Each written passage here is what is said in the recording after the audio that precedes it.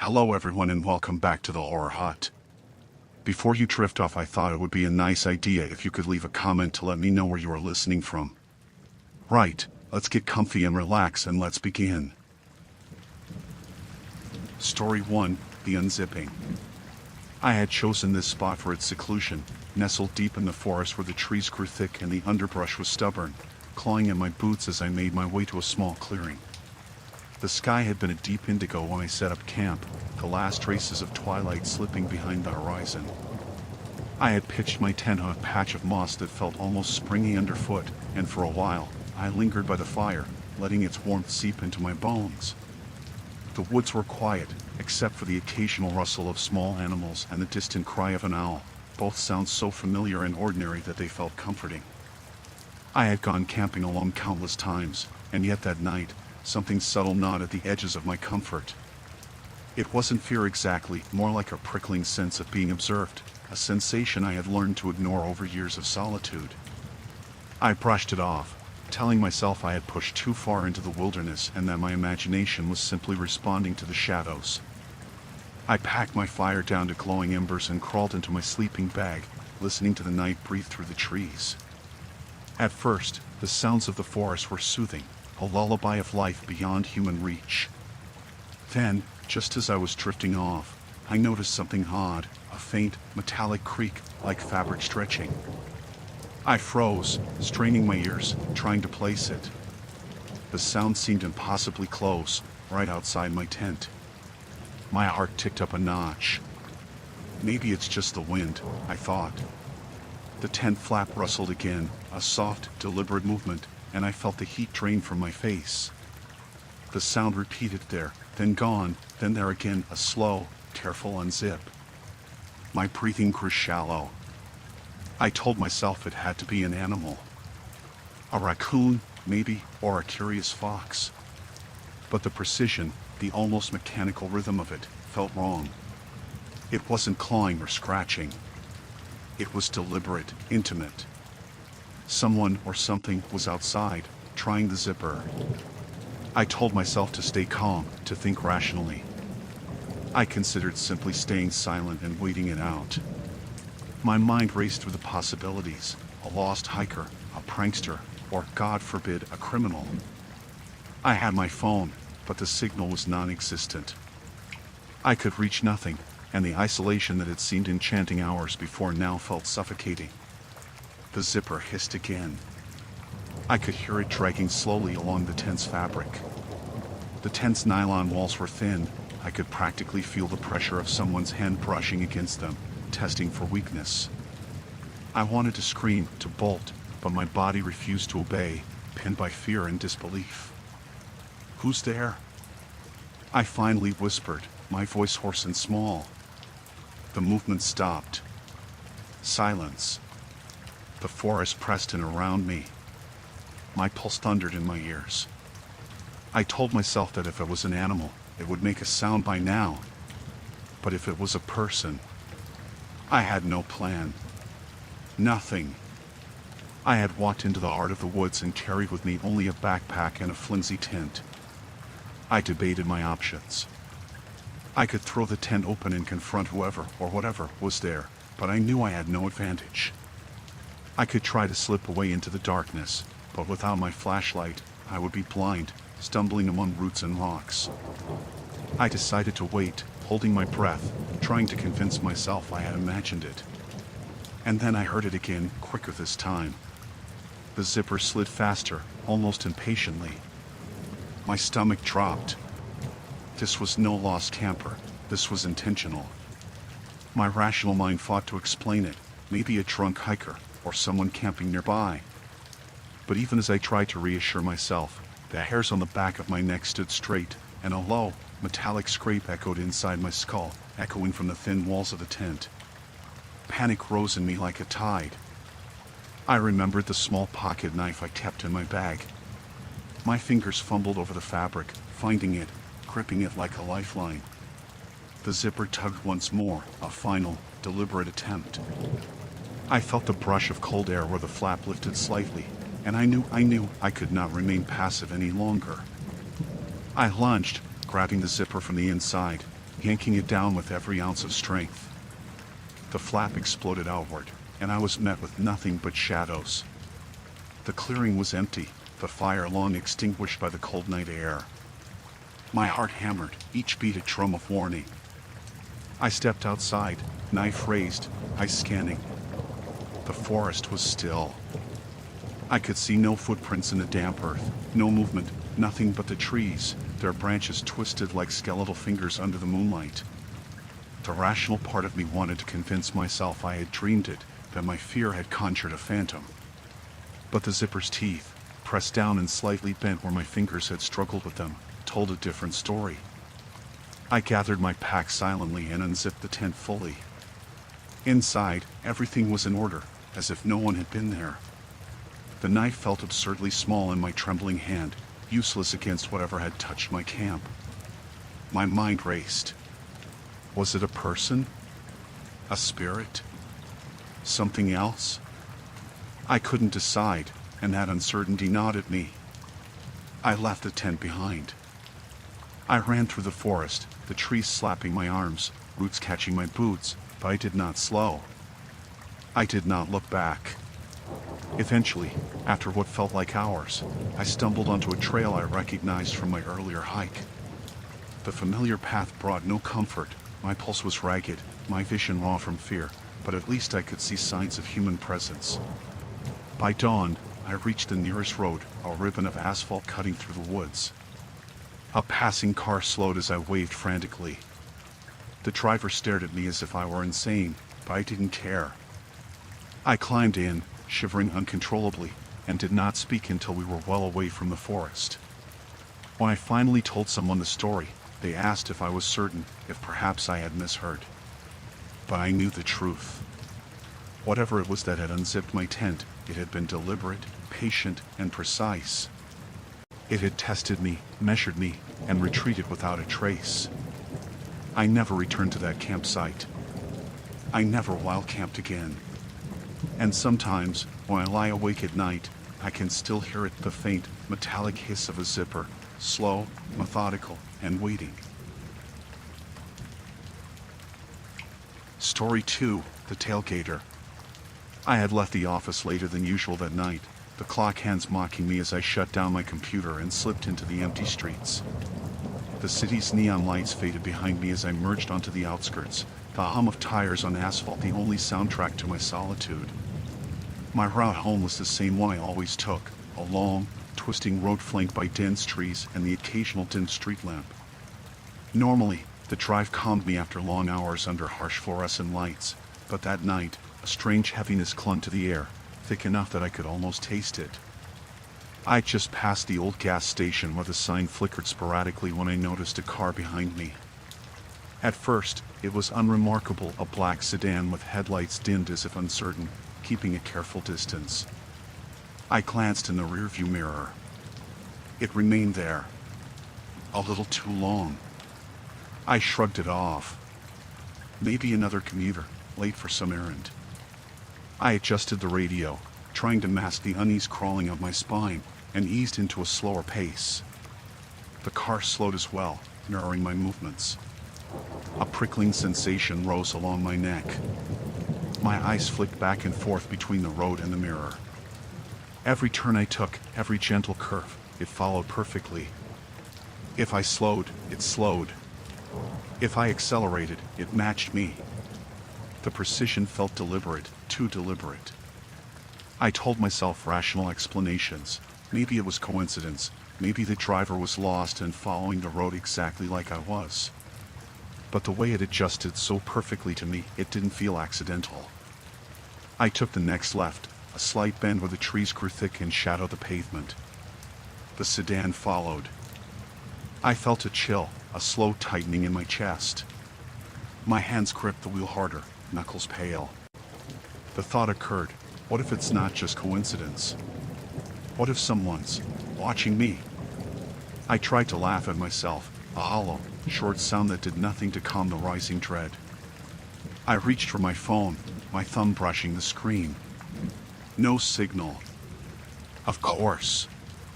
The isolation that usually brought comfort now felt like a trap.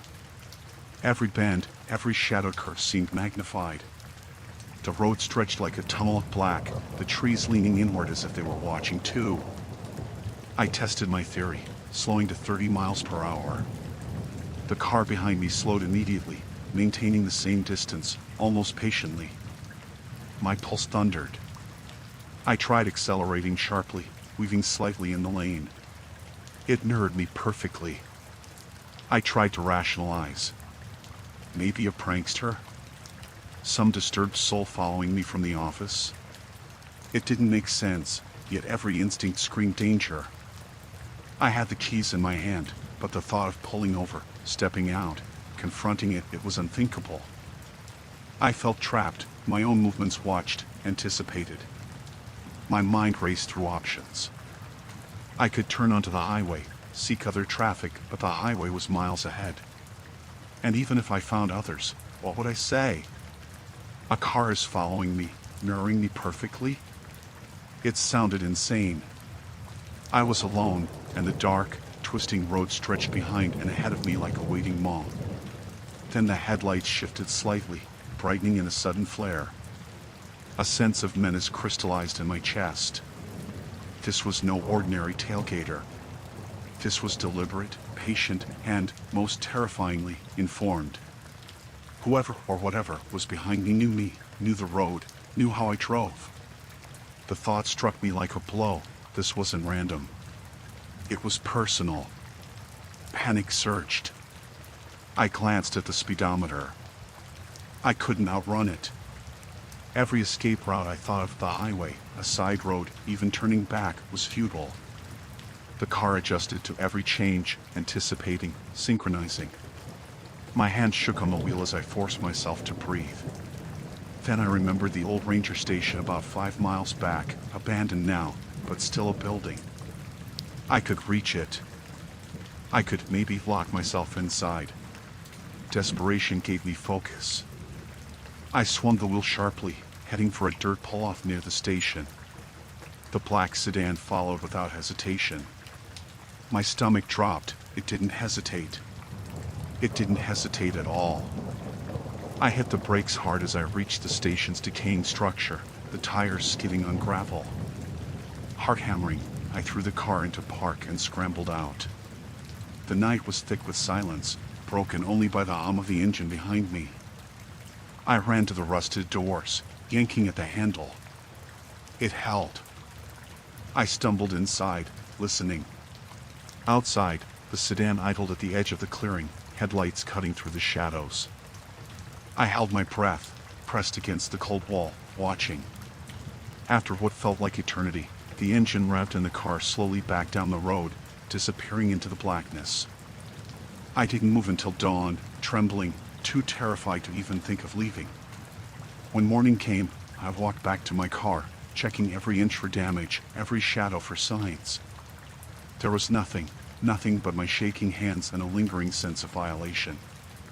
I drove home slowly, sticking to the highway this time, refusing to take the twisting back roads again.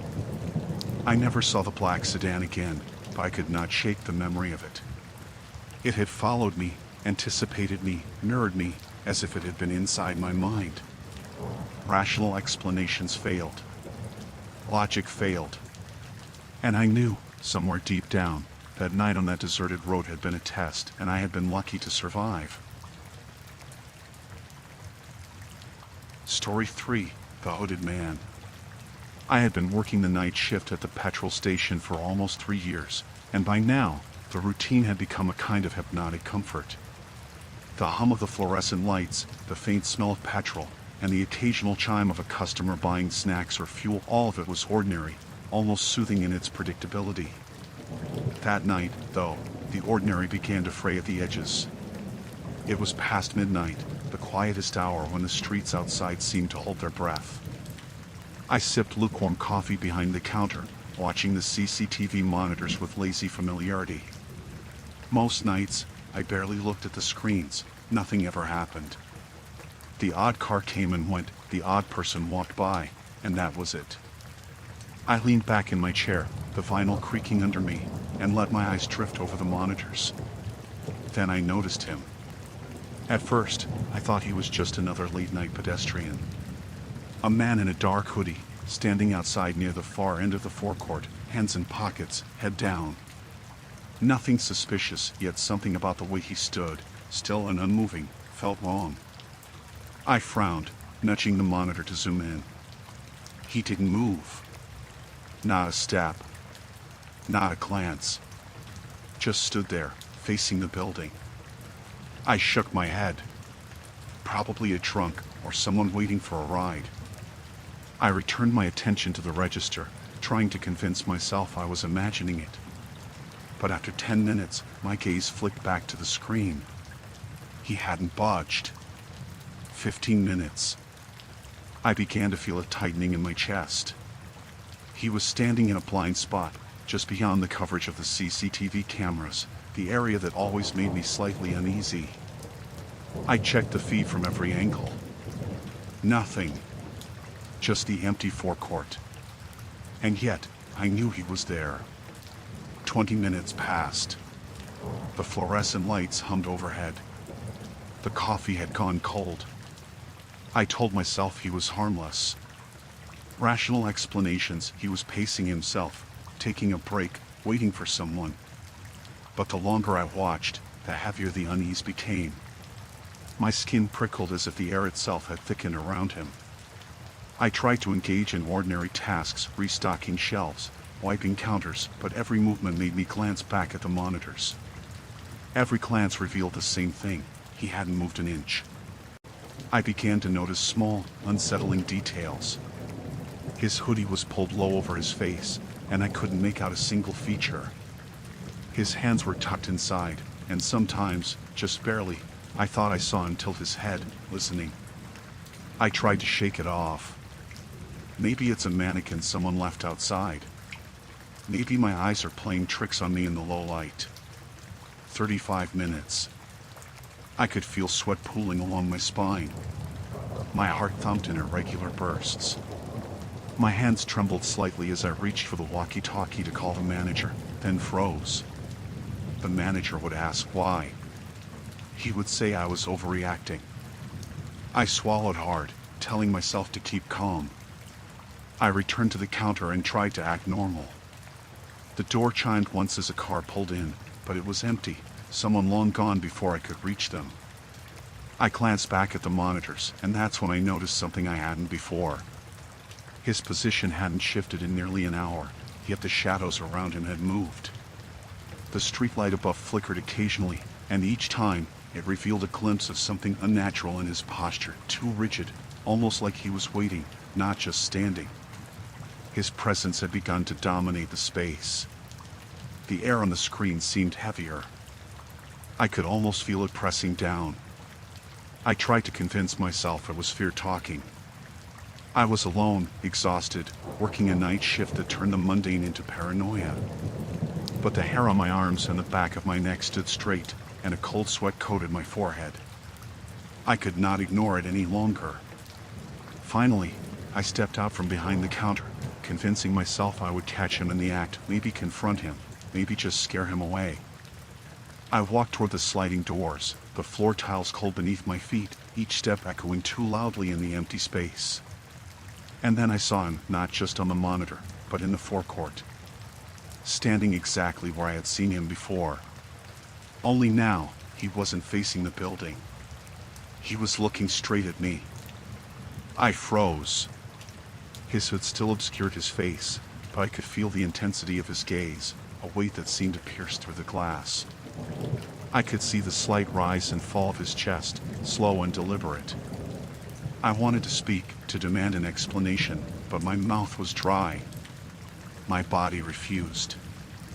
I stepped back inside, the sliding doors clicking shut behind me, and I grabbed the emergency phone to call the police. My fingers fumbled. And then the lights flickered. The CCTV monitors blinked off, one by one, leaving the shop bathed in the cold yellow glare of the fluorescent ceiling lights. I heard the soft, unmistakable scrape of shoes on the concrete outside, followed by a deliberate, measured pause. My stomach dropped. The sound was right there, just beyond the door, in the blind spot I had dreaded. My mind raced, rational explanations fled, replaced by a raw, visceral terror.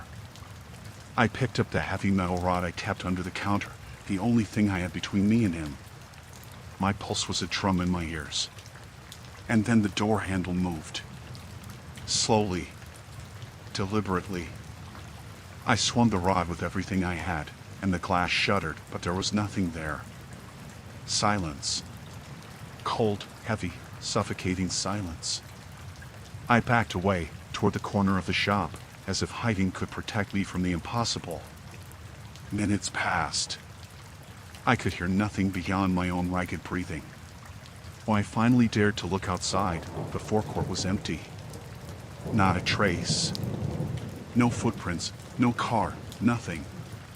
The shadowy spot beyond the CCTV feed was vacant, as if he had never existed. I didn't sleep for the rest of the night. When dawn came, I left the petrol station and didn't return. The manager asked why I quit so suddenly, and I said nothing. Weeks later, I learned that a man fitting the same description had been seen lurking around several night shift petrol stations in the area. Some employees reported feeling watched. Some disappeared. Authorities never caught him. I never went back. And sometimes, late at night, when I pass an empty petrol station, I see a flicker in the shadows and feel the same weight of ice pressing through the darkness. He waits. He always waits. Story 4, The Warm Campsite. I had set out that morning with the intention of a long hike, the kind where hours pass unnoticed beneath the canopy of pine and oak, the forest swallowing you whole in its quiet rhythm. The trail had been marked at first, a neat line of blazes up the slope, but by mid-afternoon, I realized I had wandered off it. The markers had grown sparse, trees and underbrush obscuring the path, and the sun was dipping lower, turning the woods into a patchwork of shadows that seemed to shift in the corners of my vision. At first, I was calm. I had done plenty of solo hikes before. I knew how to navigate, how to stay put and wait if necessary. But as the minutes turned into an hour, the unease began to creep in like frost along the edges of a window pane. Every bird call seemed distant, echoing oddly. Every rustle of leaves sounded too deliberate, too precise, as if something unseen was mimicking the forest itself. I tried retracing my steps. I marked trees with rough scratches, memorized the positions of rocks and roots. Yet the more I moved, the less familiar everything became. I passed the same twisted oak 3 times, its gnarled roots rising like the fingers of a sunken hand. Panic prickled in my temples, but I forced myself to breathe, to stay rational. "I'll find the trail soon," I whispered. As twilight deepened, I stumbled over a mossy rock and tumbled down a shallow slope. I landed hard, scraping my palms, and sat up, swearing softly. It was then that I noticed a faint, orange glow ahead. I froze, scanning the trees. The glow pulsed, steady and calm, like a heartbeat. A campsite. I blinked, unsure if my eyes were playing tricks. There was no smoke rising, no sound of voices, just the warm glow of a fire, perfectly contained within a circle of stones. The logs glowed red at their edges, and a thin wisp of smoke curled upward as if the fire had only recently been fed. There was no one around. No tents, no sleeping bags, no signs of movement at all. I approached cautiously, every nerve alert. The warmth of the fire washed over me as I stepped close, a contrast to the chill settling in my bones. I called out softly, "Hello?" My voice sounded small, swallowed immediately by the forest. No answer. I told myself there must be a rational explanation. Someone had set up camp and gone for water, or perhaps wandered down the trail. But something about the scene felt off. The fire was too neatly arranged, too carefully maintained, as if waiting. And the forest around it seemed unnaturally still. Not just quiet, silent in a way that made every creak of a branch unbearable. I circled the fire slowly, my boots crunching on the dry leaves. Nothing. Only the faint smell of wood smoke, the heat radiating against my cold skin. Then I noticed it, Footprints. Not many, just a few around the fire, but they were strangely deep, unnaturally precise. No mud, no dirt scattered, just clean impressions pressed into the forest floor, like they had been etched deliberately. I felt the first real spike of fear. My hands were clammy, my pulse thundering. I wanted to step back, to run, but the trail behind me had disappeared completely. The trees had shifted, or perhaps I had. The familiar landmarks were gone. I was trapped.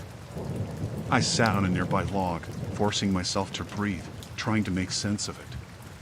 Then I saw movement, not people, not animals, but something in the shadows just beyond the firelight. It was subtle, a shifting of shapes that shouldn't move. I squinted. The darkness seemed to ripple, like water disturbed by a stone. And then I heard it, a faint whispering, impossible to place, coming from every direction at once. My rational mind screamed for explanations. Whined through the branches. My imagination playing tricks. Exhaustion. Yet my gut told me otherwise. I could feel eyes on me, watching from the darkness just beyond the fire. I could feel a presence, patient and deliberate, moving in tandem with my own fear. I stood slowly, trying to keep my voice calm. "I'm leaving," I said aloud, though the sound felt hollow. The fire flickered suddenly, a sharp gust of wind or something else, and I caught a glimpse of movement, fleeting and fluid, vanishing behind a tree. My heart jumped into my throat. I turned to leave, stepping carefully over roots and rocks, but the trail was gone again, replaced by unbroken forest. The shadows around the fire had deepened, pressing closer, consuming the familiar shapes of the trees. I tried to call out again, but no sound would come. My throat tightened, panic spiraling. And then I saw them. At first, I thought it was my imagination, a trick of the light. But the shapes became clearer, emerging from the edges of the firelight. Figures tall, thin, their faces obscured in shadow, standing perfectly still just beyond the warmth. They didn't move toward me, yet I could feel their attention, like a weight pressing down, bending the air itself. I ran. Branches tore at my clothes, roots threatened to trip me, but I ran blindly, guided only by desperation. Behind me, the whispering grew louder, coalescing into words I could not understand, guttural and ancient, dripping with malice. The fire behind me flickered one last time, then died. The forest swallowed the glow, the shadows blending into one endless darkness. Hours, or maybe minutes later, I stumbled onto a trail I recognized. The sun was just beginning to rise, pale and gray. I didn't look back. I didn't stop. When I finally reached the road that led back to civilization, I collapsed into my car, hands shaking uncontrollably, eyes darting to every shadow. I never returned to that forest. Later, I read reports of hikers who vanished in those woods, others who described strange fires and footprints appearing out of nowhere. I don't know what I saw that night, or why it had not attacked me outright, only waited. But I remember the warmth of that fire, the patient, watching shapes, and the way the forest itself seemed to breathe around me. Sometimes, in the dead of night, I dream of that fire. And I wake up drenched in sweat, convinced that whatever waits in the shadows is still patient, still waiting for the next wanderer to stumble too close. Story 5. The Muddy Boot Prints. I had been asleep for hours when Max started growling. At first, I thought it was a dream, a half-formed irritation in my subconscious, but the sound grew louder, sharper, more insistent. I rolled over and rubbed my eyes, squinting at the digital clock, 3:03 a.m. The house was still, the kind of still that presses against your ears until every creak and pop is amplified. Max's growl was low, vibrating through the floorboards. I froze, listening. He was at the back door, hackles raised, teeth bared beneath his lips. I could feel the tension coiled in his body like a spring ready to snap. My first thought was that some animal had wandered into the yard, a raccoon, a stray. Rational explanations. Yet when I looked out the window, the yard was empty. Moonlight fell across the grass, illuminating nothing but dew and shadows. I stood, pulling on a robe over my pajamas, trying to ignore the tightening in my chest. Max's growl deepened as I approached the door. I reached for the handle, and that's when I saw it, muddy boot prints pressed into the back porch. Not a few, a trail led right up to the door, the treads fresh, edges crisp, as if someone had walked deliberately to the threshold and stopped. No footprints led away. My throat went dry. I blinked, thinking I must be seeing things, but Max whined, pacing in small circles, eyes locked on the prints. My mind raced through every rational possibility. Maybe someone had walked past earlier, forgotten they'd left tracks. No. Too fresh. Rain hadn't fallen, the ground was dry. No wind had swept the porch. And yet the prints were undeniable, the mud dark against the weathered wood. I grabbed a baseball bat from the corner, every step toward the door heavy with tension. Max pressed himself close to my legs, growling intermittently, ears flat, tail stiff. I cracked open the door a few inches, peering into the yard. The garden was empty, the trees swaying gently in a cold breeze, the grass shimmering faintly in the moonlight. "Hello?" My voice sounded hollow, swallowed immediately by the night. No answer. No rustle. Only the faint whistle of the wind through the trees. I stepped outside, bat raised, scanning the perimeter. The yard was pristine. No signs of movement, no shadow darting between the bushes, nothing. And yet, the prints at the porch told a different story. Someone had been here, standing silently just beyond the door. My stomach clenched. The rational part of me screamed for reason. Maybe a prank? Someone casing the house? Maybe I'd left the door unlocked earlier in the evening? And then I noticed something I hadn't before. The footprints weren't uniform. One print was slightly deeper than the others, pressed into the wood like someone had shifted their weight, lingering. It was deliberate. Watching. Waiting. I backed into the house, shutting the door slowly, the click of the lock louder than it should have been in the quiet. Max pressed against my side, ears swiveling toward every creak, every whisper of the wind. I turned on every light, checking the windows, the porch, the driveway. Nothing. I tried to convince myself it was just a neighbor's kid, a harmless late-night wanderer. I tried to sleep again, but every time I closed my eyes, I saw the deep print at the door, felt the eyes behind it, waiting. Hours passed, the night stretching on. Max eventually curled up beside me, but I couldn't sleep. I replayed the scene over and over, mind racing. Rational explanations ran thin. Someone could have entered through the yard, maybe left for some reason, but then, why leave the prints? And why not move? My heart thudded as I considered the thought I didn't want to acknowledge. Whatever had been at the door hadn't left because it wasn't planning to. I tried to shake the dread. Morning would come, light would wash away shadows, and the prints would look like nothing more than mud smeared by some careless passerby. But as the first pale rays of dawn crept over the rooftops, I found myself unable to move from the couch. My eyes stayed fixed on the back door, the porch, the garden, waiting for some explanation I knew wouldn't come. It wasn't until the mail arrived that I realized how wrong I had been. Max's ears pricked up again, but this time he didn't growl, he stared rigidly at the porch. I followed his gaze, and my stomach dropped. The muddy boot print I had noticed the night before, it was now leading away from the house. Slow, deliberate, as if someone had finally decided to step back into the world. I grabbed the bat again, rushing outside, but the print stopped just at the edge of the yard, vanishing as though the earth had swallowed it whole. No sound. No figure. Only the fading warmth of the morning air and the lingering scent of wet earth. Weeks later, I learned of a man who had been following houses in the neighborhood at night, hiding in shadows, watching families, never entering, never leaving a trace until he chose to move on. They never caught him.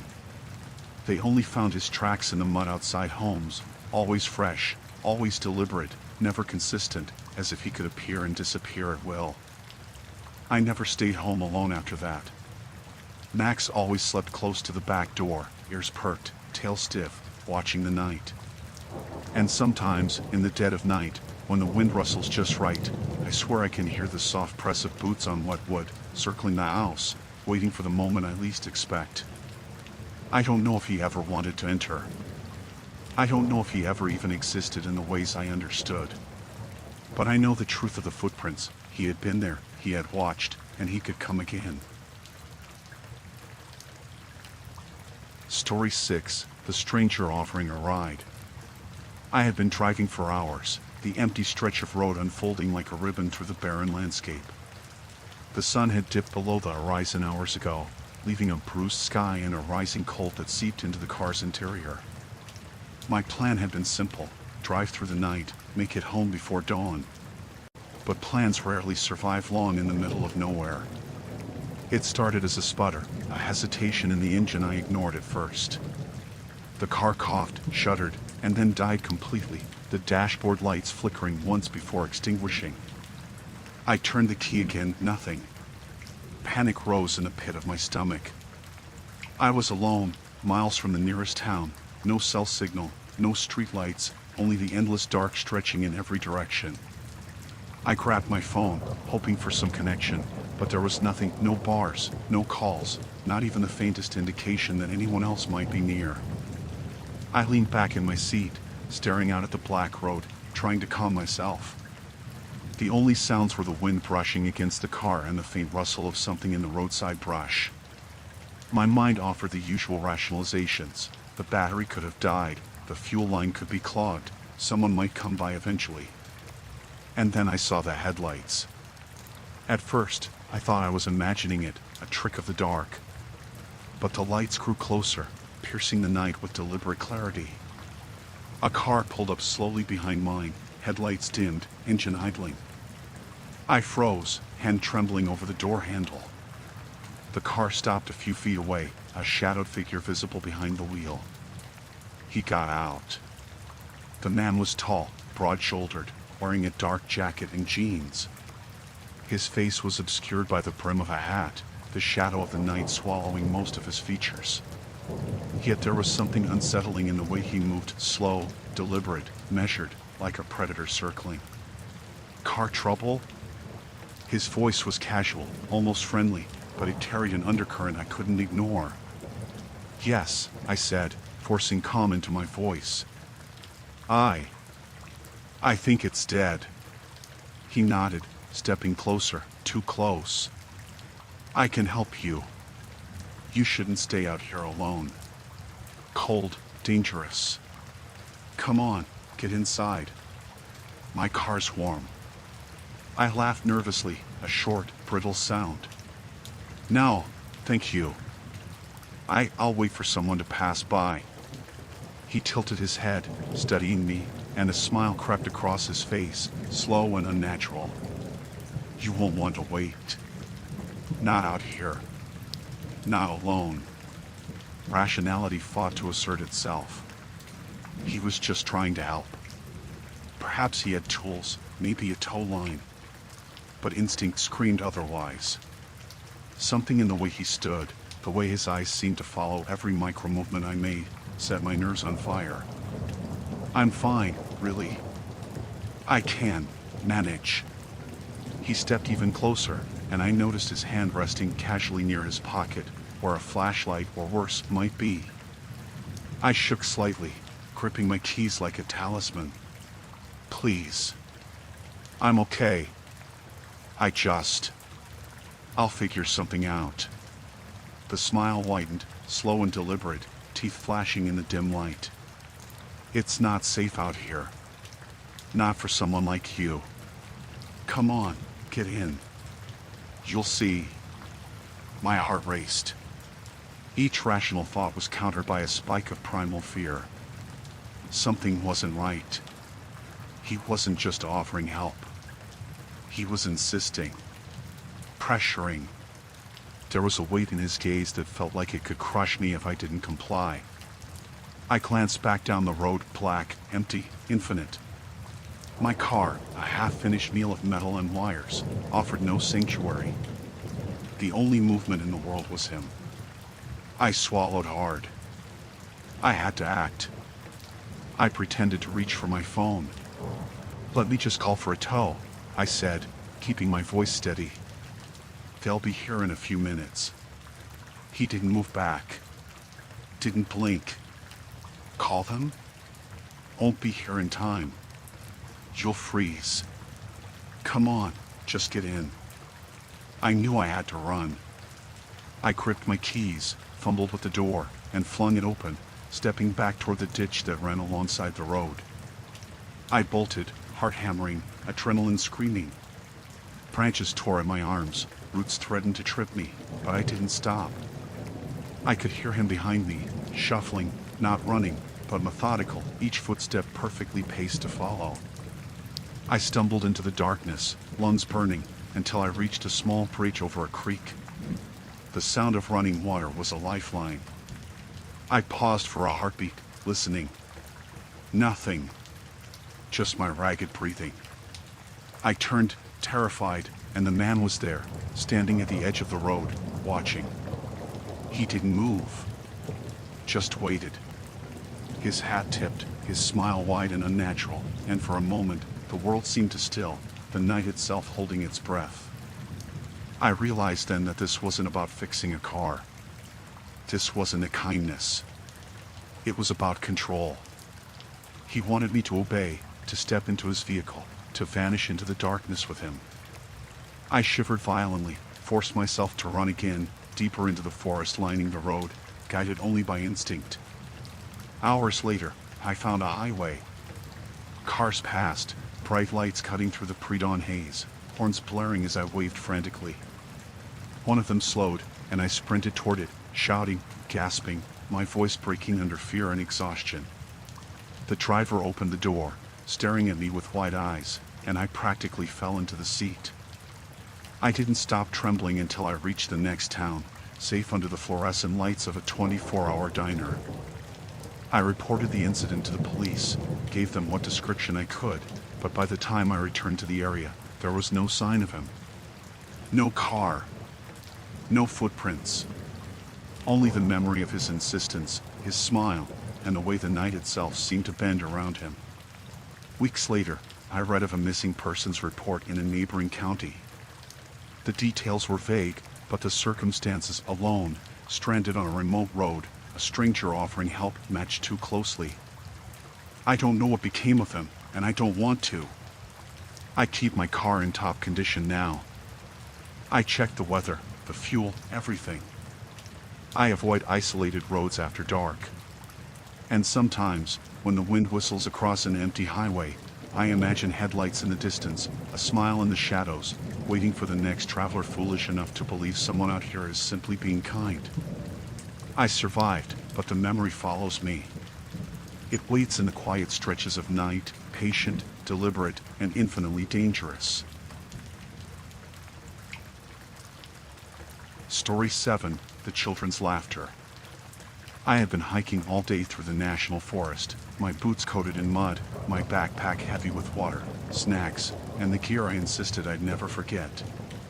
By late afternoon, I found a clearing far from any main trail, an area where the trees thinned, and the ground was soft and level, perfect for setting up a tent.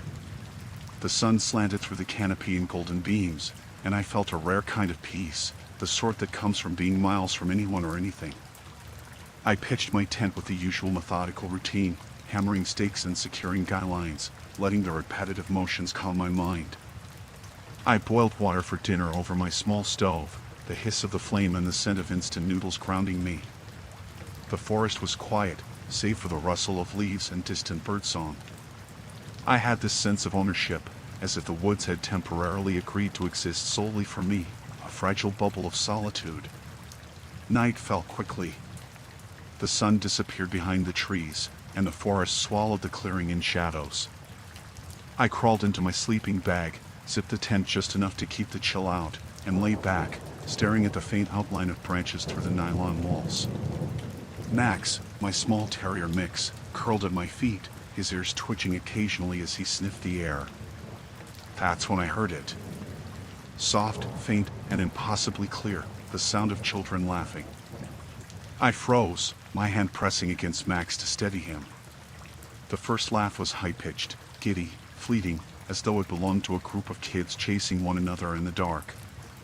My mind scrambled for a rational explanation. Maybe hikers had set up a campsite nearby. Maybe a group of families had wandered off the trail. Yet, as my eyes adjusted to the darkness through the thin fabric, I saw no lights, no flash of reflective jackets, no flicker of lanterns.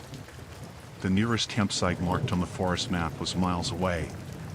The laughter continued, soft at first, then louder, closer, circling the tent. I could hear the cadence of little footsteps on the forest floor, the rustle of dry leaves under tiny feet. My pulse raced. My rational mind floundered. Perhaps I'm tired. I've been alone all day. Maybe I'm imagining it. I whispered Max's name. He crawled low, a guttural rumble that made the hair on my arms stand up. The laughter didn't stop. In fact, it seemed to respond to my voice, stopping when I spoke and resuming when I went quiet. I tried to convince myself it was an echo, some strange acoustic effect caused by the trees, but the laughter shifted position, moving around the tent. I could hear it on my left, then right, the tiny footfalls circling deliberately. I forced myself out of the sleeping bag, the cold nylon brushing my skin, and zipped the tent halfway open. The laughter paused. My flashlight's being cut a narrow path through the darkness. Branches, roots, shadows, everything was ordinary. Nothing moved. No children. Nothing but the forest, dense and still. I shook my head. It's just my imagination, I muttered, but my voice sounded tinny and small in the darkness. Max whimpered, pressed close to my side, ears flat. I felt a creeping awareness that I wasn't alone in the way I had thought I was, like the forest itself had shifted, like something was waiting. The laughter began again, louder now, overlapping in multiple tones, as if more than one child circled me simultaneously. It had an unnatural quality, like an echo stretched too long, layered, discordant.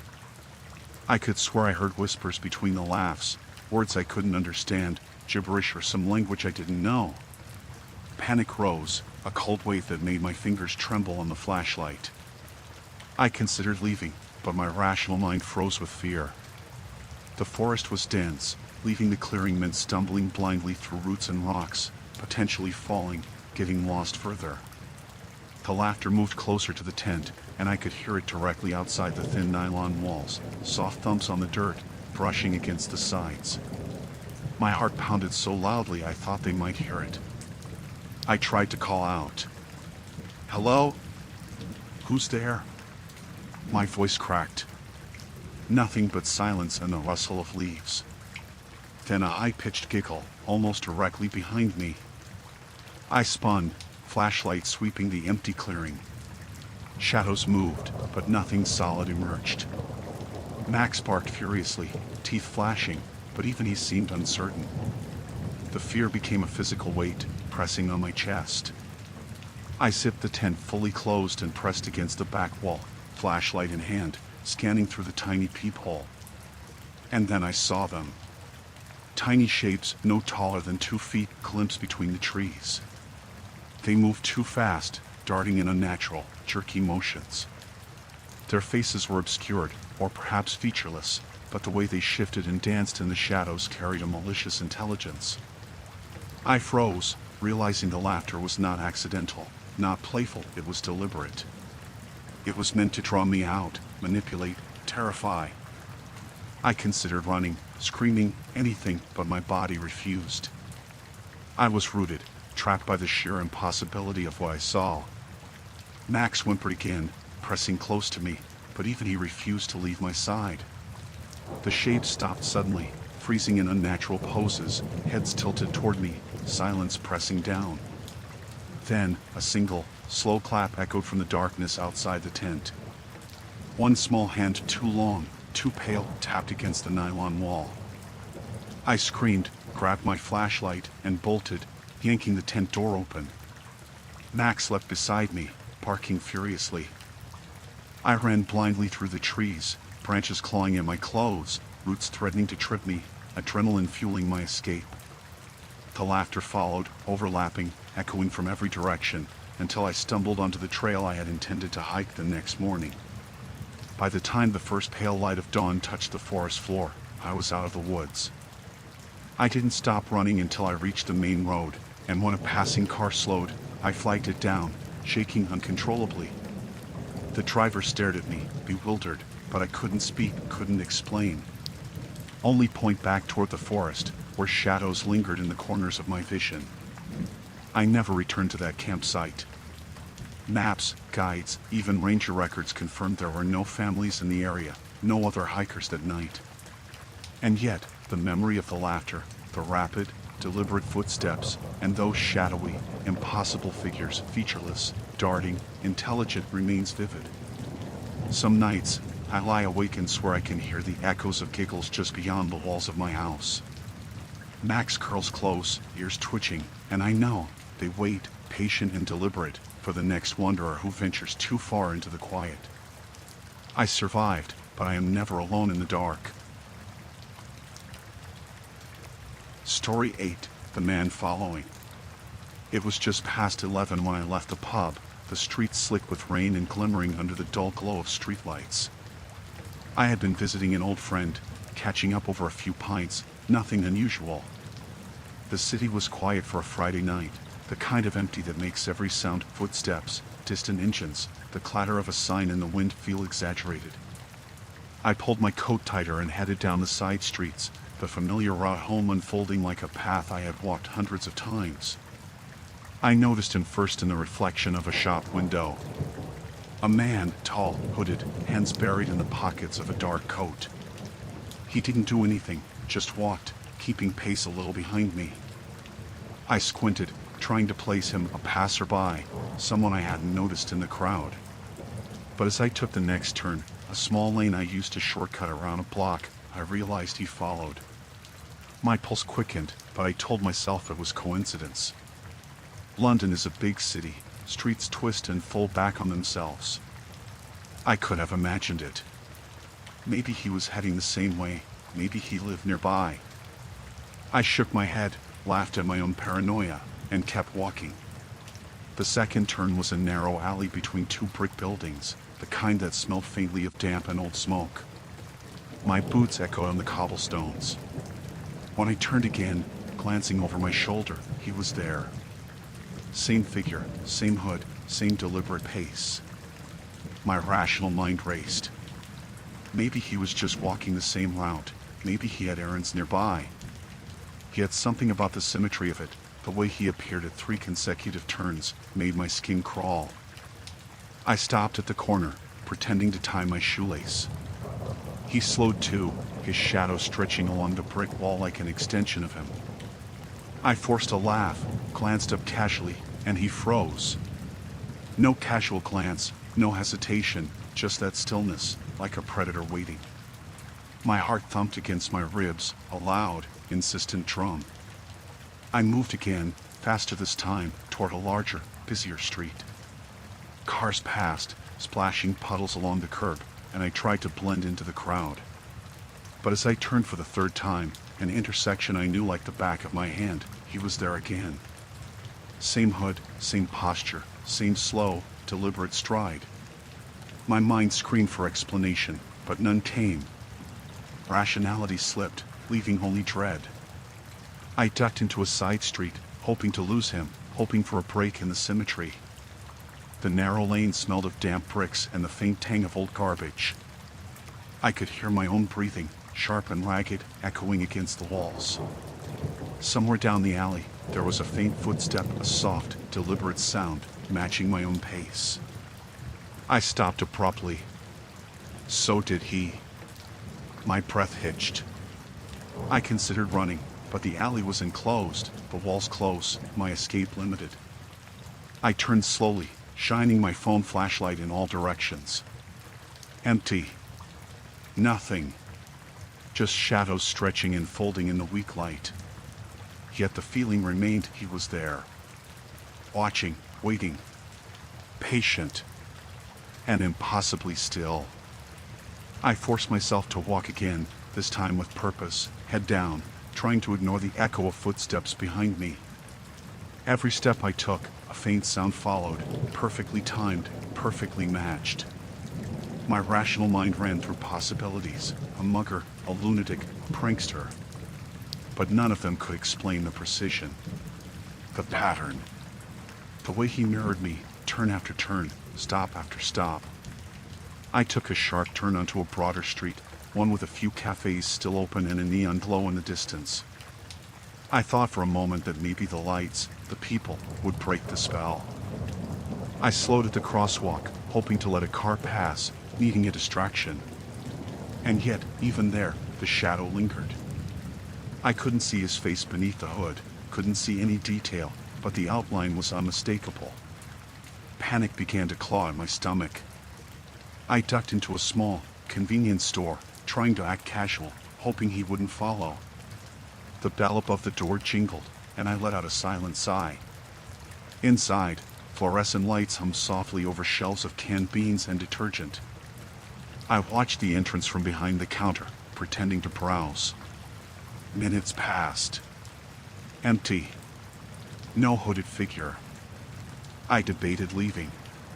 Should I call the police? Go back the way I came? Rationality and fear warred in my chest. I finally convinced myself the man had turned back. Maybe he had been lost. Maybe he had seen someone behind him and been startled. Reasonable, plausible. Yet my hand shook as I paid for a bottle of water, trying to calm the heat rising in my cheeks. I stepped back onto the street, forcing myself to walk quickly, eyes darting in every direction. The city felt different now, hostile, every shadow too deep, every alley too dark. I kept my pace steady, trying to convince myself I was imagining the precision, the symmetry, the mirroring. But then I heard it, a soft shuffle behind me, almost imperceptible, but timed with my steps. I spun around. Nothing. Just the street, the glow of neon, the distant murmur of traffic. My pulse was thunderous in my ears. I walked faster, then jogged, trying to put distance between myself and whatever it was.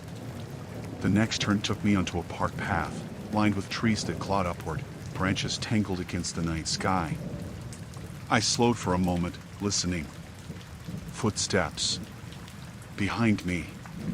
Perfectly matched. I stopped. So did they. I turned sharply and saw him at the edge of the path, just beyond the light of a lone street lamp. Same hood, same posture, same unsettling stillness. My rational mind crumbled under the weight of instinct. I ran. Branches whipped my face, roots snagged my boots, but I didn't stop. The footsteps behind me were no longer soft, now deliberate, following, unwavering. I burst onto a larger road, illuminated and busy, people moving in clusters, cars honking. I dove into a taxi, panting, shaking, slamming the door behind me. The driver glanced at me curiously. Everything all right? I didn't answer. I just urged him to go. As we drove off, I dared to look out the rear window. The path behind me was empty. No shadow. No hooded figure. But the feeling lingered, the patient, deliberate presence, following, waiting, always there. I made it home before dawn, locked the doors, checked the windows, and poured myself a coffee I barely drank.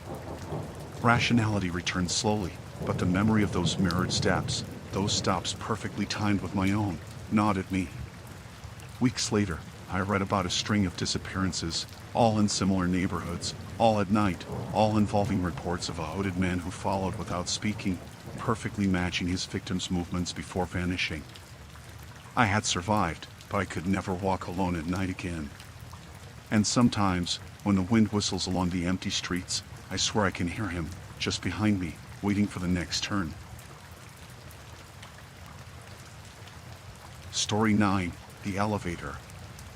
I had stayed late at the office tower that night because deadlines don't care about 11 p.m. or about loneliness.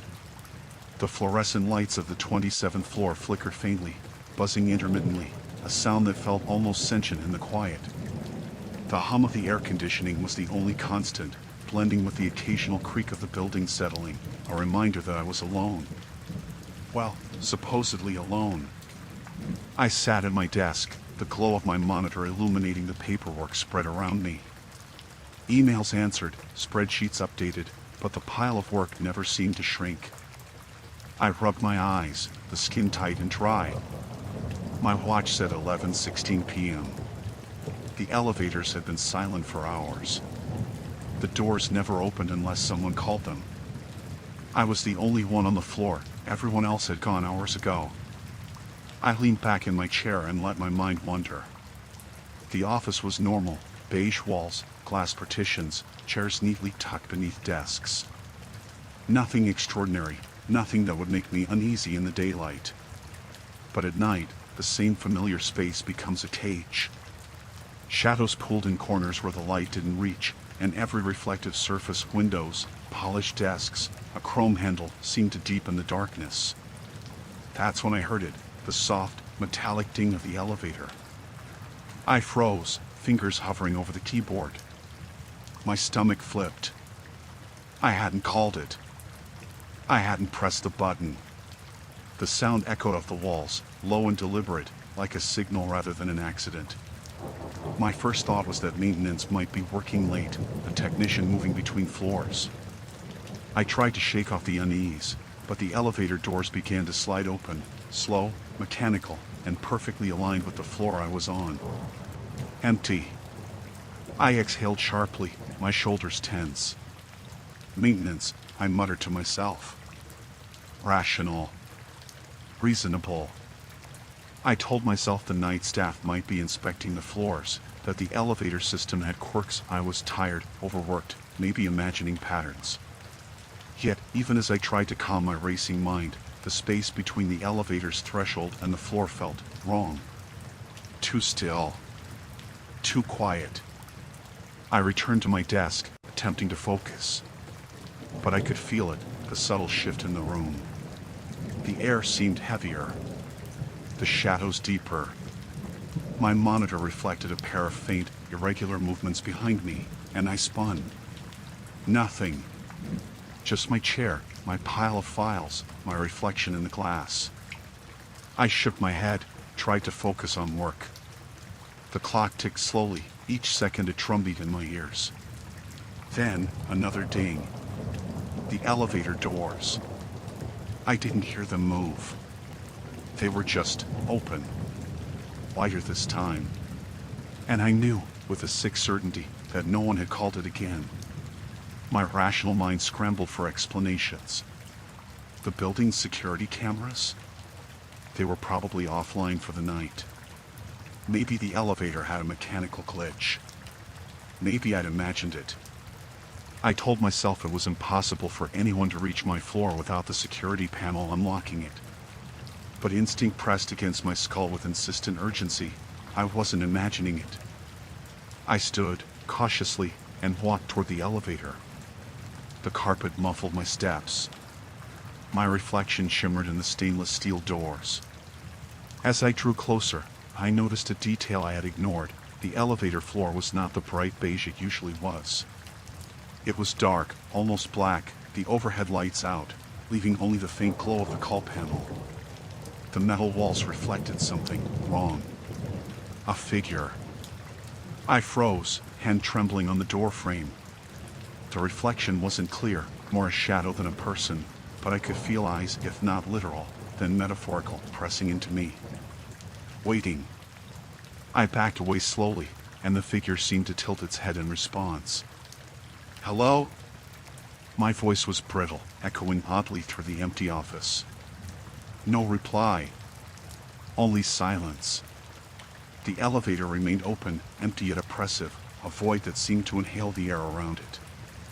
I stepped back to my desk, heart hammering, trying to rationalize. Security would call it in the morning. I just had to wait. I resumed my seat, hands shaking as I attempted to log off my computer. And that's when I heard it, soft, deliberate footsteps on the carpet behind me. I froze. Max, my neighbor's dog, had no reason to be here. The building's cleaning staff had left hours ago. I told myself it was the hum of the air conditioning, the building settling, but the steps came closer. 1, 2, 3, each precise, matching the rhythm of someone walking directly behind my chair. I twisted, catching only the edge of a shadow in the corner of my eye. It disappeared immediately, but the temperature dropped. My breath fogged faintly in the unnatural chill. I grabbed the nearest object, a heavy stapler, and turned fully, ready to confront whatever it was. Nothing. The elevator dinged again. Doors sliding open and closing, a rhythm now, deliberate and synchronized with the footsteps. I tried to call for help on my phone, but no signal, of course. I tried the intercom. Silent. The elevator's mechanical hum seemed to mock me. I realized then, with a sick clarity, that whatever was here had known I was alone. Had known exactly where I would be. The building itself had become a trap, my ordinary office a cage, and the elevator the lure. The footsteps stopped. Dead silence. Then, faintly, from the elevator, a whisper. Not words. Just a sound that pressed against my skull. I backed against the wall, clutching the stapler, breathing harshly. Every rational explanation had fled. Fear clawed at me. My desk, the chairs, the ceiling tiles, all of it suddenly seemed alien, hostile. The elevator doors opened fully, and a darkness spilled out, more absolute than shadows should be. It expanded, reaching toward me with impossible depth. I screamed and bolted for the stairwell, ignoring the protest of my legs and lungs. I ran down 3 flights of stairs, heart hammering, adrenaline consuming every rational thought. Behind me, a low, resonant thrum echoed through the stairwell, the elevator, following. Sliding, descending, arriving where it shouldn't, pursuing. I burst into the lobby, the automatic doors parting just in time for me to stumble out into the night. The streets were empty, save for a lone security camera blinking in the distance. I ran, never looking back, until the glow of a 24-hour diner offered safety. I collapsed into a booth, shaking uncontrollably, sipping coffee I didn't taste, watching the dark city streets for any sign of the impossible. When I returned with the morning, the elevator was normal. Maintenance confirmed no one had used it. The system had no record of calls from my floor that night. The building, the office, the elevator, everything ordinary. But I know what I saw. I know what I felt. And I know the elevator will always be waiting, patient, deliberate, for the next person foolish enough to be alone at night. I survived, but the memory follows me. Always. Story 10, The Backpack in the Lake. The morning had started innocuously enough. I woke before dawn, packed my tackle box, and drove the hour up to Cedar Lake, a secluded body of water tucked deep into the woods. I liked the isolation, the quiet, the way the mist hovered over the surface as if the world itself were holding its breath. The roads were empty, lined with birches and pines, and the only sounds were my tires crunching on gravel and the faint whistle of wind through the branches. I parked at the small dirt clearing near the dock, grabbed my gear, and walked down the uneven path. The air was crisp, carrying the earthy scent of wet leaves and moss. The sun hadn't fully risen yet, leaving the water in a muted palette of gray and silver. I set up my rod, untangled my line, and cast into the calm water. At first, everything was ordinary. The gentle lapping of the lake against the wooden dock, the occasional splash of a fish, the distant cry of a loon. But after a while, I began to notice things. Small, almost imperceptible details that didn't quite fit. A single boot print in the mud at the edge of the dock, half erased, but fresh enough to disturb me. A faint ripple in the water near the reeds, though I hadn't disturbed that part of the lake. A lingering smell, metallic and sharp, like iron or blood, faint enough to dismiss at first, but persistent. I tried to rationalize it. Perhaps someone had been here yesterday, fishing, lost their balance and stepped into the mud. The smell may be rust from the dock nails, or stagnant water mixing with leaves. My heart rate settled, slow and deliberate, as I tried to focus on the water. I caught a fish, small and wriggling, and felt the familiar satisfaction of the simple routine. I returned it to the water, still casting, still listening to the soft symphony of the lake. But the unease lingered. The ripples I had seen before returned, moving in patterns that suggested something under the surface. Something watching. I leaned over the edge of the dock, shining my flashlight into the gray depths. At first, I saw nothing. Just shadows shifting beneath the water, reeds waving. Then, something caught my eye, a shape, half submerged near the bank. My stomach turned as I recognized it, a backpack, dark and soaked, tethered just enough to float. I froze, heart hammering, the air suddenly heavy and suffocating. The bag moved slightly, as if nudged by something under the surface. Every rational explanation in my mind scrambled, fighting against the gnawing dread. Perhaps someone had left it behind. Perhaps it belonged to another fisherman. But then the unmistakable scent reached me, iron, thick and acrid. Blood. I edged closer, my boots scraping against the weathered planks of the dock. The backpack floated eerily still now, water dripping from its seams. My hand shook as I grabbed it, hauling it onto the dock. The fabric was slick, saturated. I unzipped the main compartment, and my stomach lurched violently. Inside were clothes, soaked through with dark, congealing blood. Shirts, pants, a jacket stained in a way that suggested not just an accident, but violence. I stumbled back, nearly falling off the dock, the reality pressing down like a physical weight. Rational thought failed me. Panic clawed at my chest. My first instinct was to call 911, but my phone had no signal. I dropped the backpack, stumbling to the edge of the dock, scanning the treeline. Nothing. Only the still, reflective water and the rising mist, obscuring everything beyond the small clearing. The lake, once serene, now seemed like a dark mirror, holding secrets too vast and ancient to comprehend. I could hear the faint splash of something moving beneath the surface, and my mind leapt to worst-case scenarios. What if the person, if there even was one, was still in the water? Watching. Waiting? I forced myself to breathe, to slow down. I needed a plan. The nearest ranger station was nearly 2 miles back through the forest. I could run, leave the backpack, get help. But the rational part of me clashed with fear. What if someone or something followed? The isolation that had once comforted me now became a cage. I grabbed my fishing rod as a weapon, my hands slick with sweat.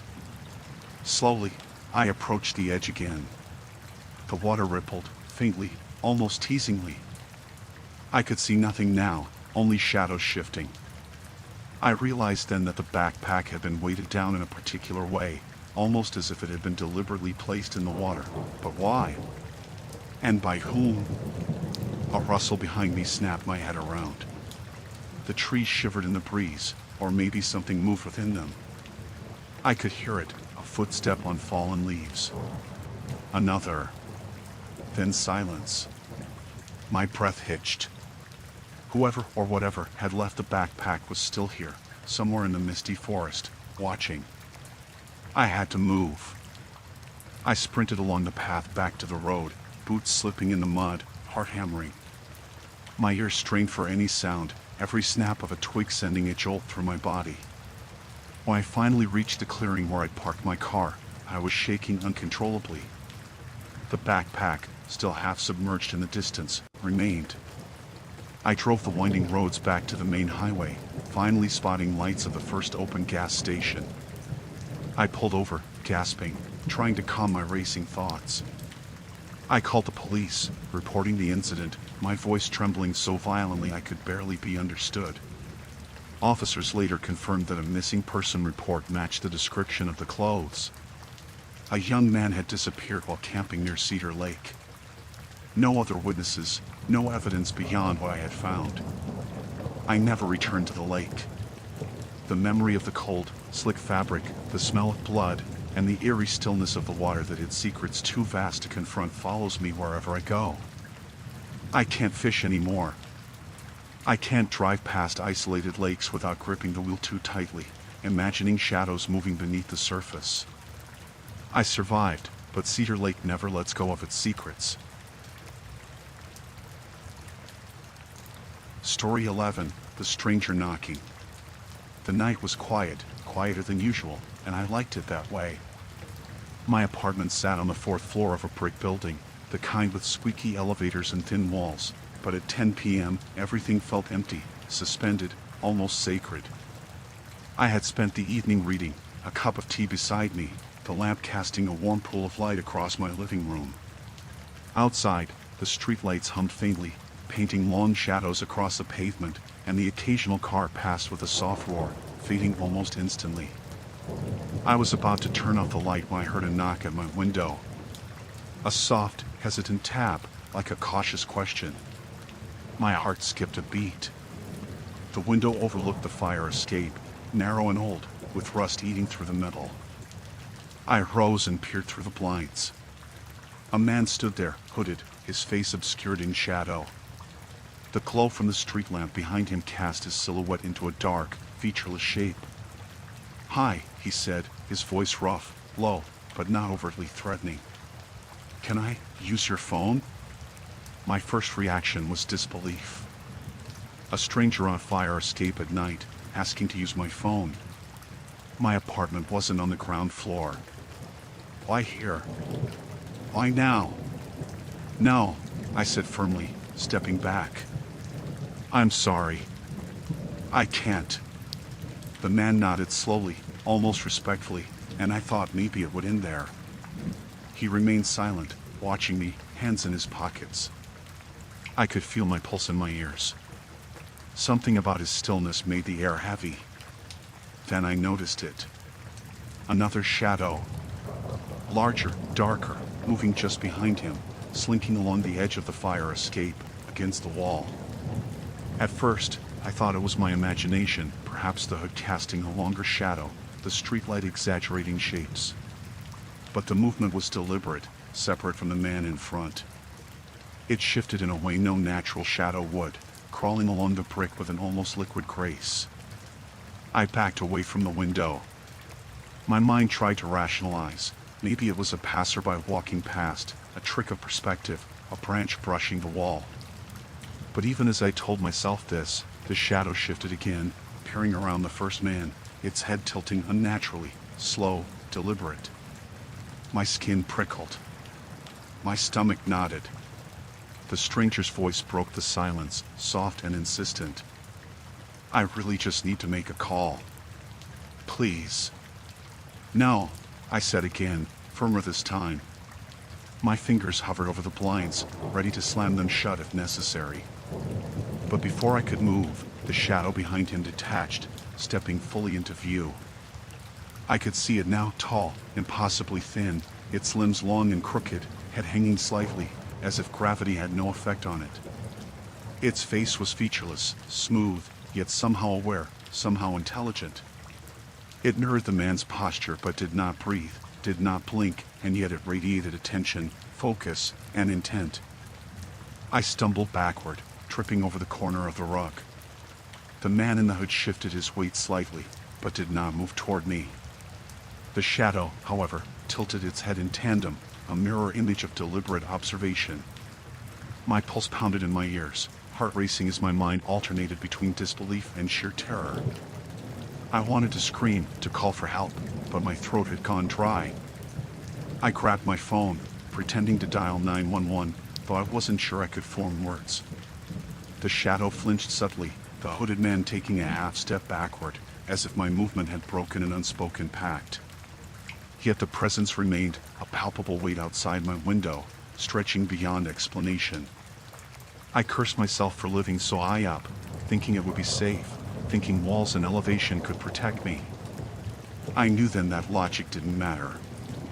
Reason didn't matter. Something was out there, and the ordinary rules of the world no longer applied. I considered throwing something at the window, breaking it to scare them off, but hesitation froze me. My apartment was my only sanctuary. Beyond it was nothing but darkness, and whatever had accompanied the stranger was patient, deliberate, waiting for me to make a mistake. The first man finally stepped back, muttering something I couldn't hear over my own panicked heartbeat. I pressed myself against the wall, shaking, breath shallow. The shadow lingered for a moment, head tilted, then melted along the brick like smoke, disappearing down the fire escape. I didn't sleep that night. Every creak of the building, every hiss of the radiator, felt like a whisper, a reminder that it was out there. I double-locked the door, closed the blinds, even pressed myself against the window at one point, listening. But silence answered. The next morning, I looked out from the safety of daylight. Nothing on the fire escape, no footprints, no evidence of the previous night's encounter. I told myself it was over. I told myself rational explanations existed, a prank, a hallucination brought on by exhaustion, stress. But the memory of that shadow, crawling, deliberate, aware, stayed with me. Weeks later, I learned of a series of incidents in the city, strangers appearing at windows, asking innocuous questions, followed by witnesses reporting strange, humanoid figures just beyond them, vanishing without trace. My blood ran cold.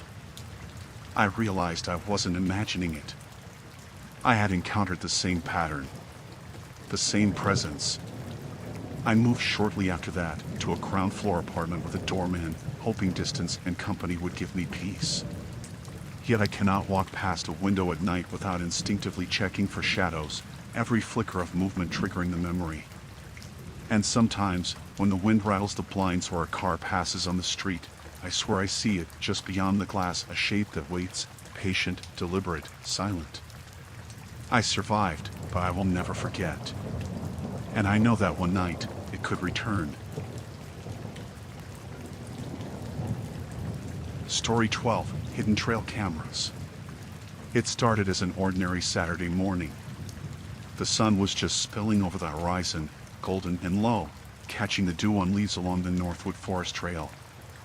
I had been biking this trail for months, sometimes alone, sometimes with friends. Today, I was alone. My tires crunched on the packed dirt, rhythm steady, lungs filling with the crisp, pine-scented air. The forest was alive with birdsong, the occasional rustle of small creatures in the underbrush, but otherwise tranquil. The first hour was nothing unusual. I passed familiar bends, low-hanging branches, the stream I always stopped to glance at when I needed a break. I felt free, unburdened. The path wound upward gently, the trees thickening around me, their shadows stretching long in the morning sun. Then, I saw it. A small black box attached to a tree eye level. I slowed, squinting. It looked like a trail camera, the kind hunters use to monitor wildlife. Odd, but not alarming. People sometimes left them around here. I nodded and pedaled past, telling myself it was harmless. A few minutes later, I noticed another. This one angled precisely toward the path, just ahead of a sharp bend. My stomach tightened. 2 cameras in a row? Coincidence, I reasoned. Someone must have left them to observe deer or foxes. But the precision nagged at me. Each camera seemed carefully positioned, calculated, almost anticipatory. I picked up speed, trying to shake off the unease. The trail narrowed as I entered a thicker grove, moss soft underfoot, roots weaving like veins across the dirt. And then, I began to see more of them. Cameras at regular intervals, all facing the trail. Some perched low, some high, all pointed directly at the path I followed, as if awaiting my presence. Panic nudged at my rational mind. Maybe it was a park project, wildlife research, or a survey. But the placement, the sheer number, and their pointed precision, it didn't feel like research. It felt targeted. I dismounted to inspect one, gripping my handlebars as I approached the nearest tree. The lens stared up at me, black and unyielding.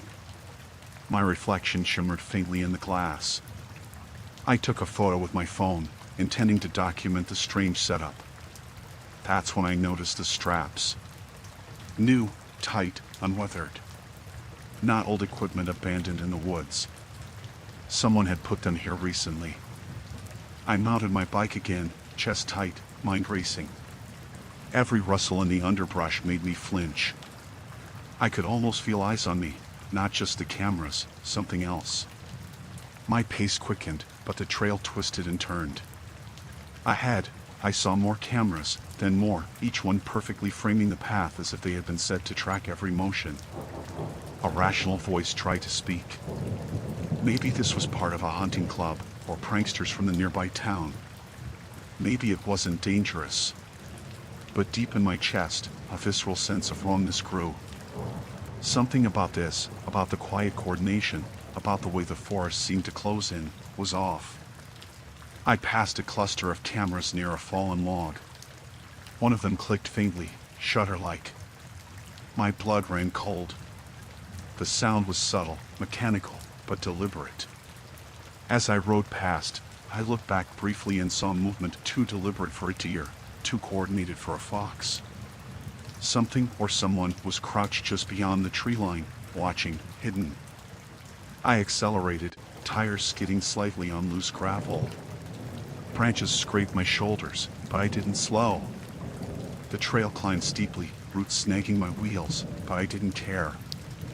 All I could focus on was the feeling of being hunted, tracked, cataloged. The cameras were no longer benign. They were markers, indicators of intention. Another cluster came into view. This time, one camera was angled slightly lower, nearly at my chest level as I passed. I froze mid-pedal, heart hammering, and my eyes caught something deeper in the trees. A shadow, elongated, unnaturally still, following me between the trunks.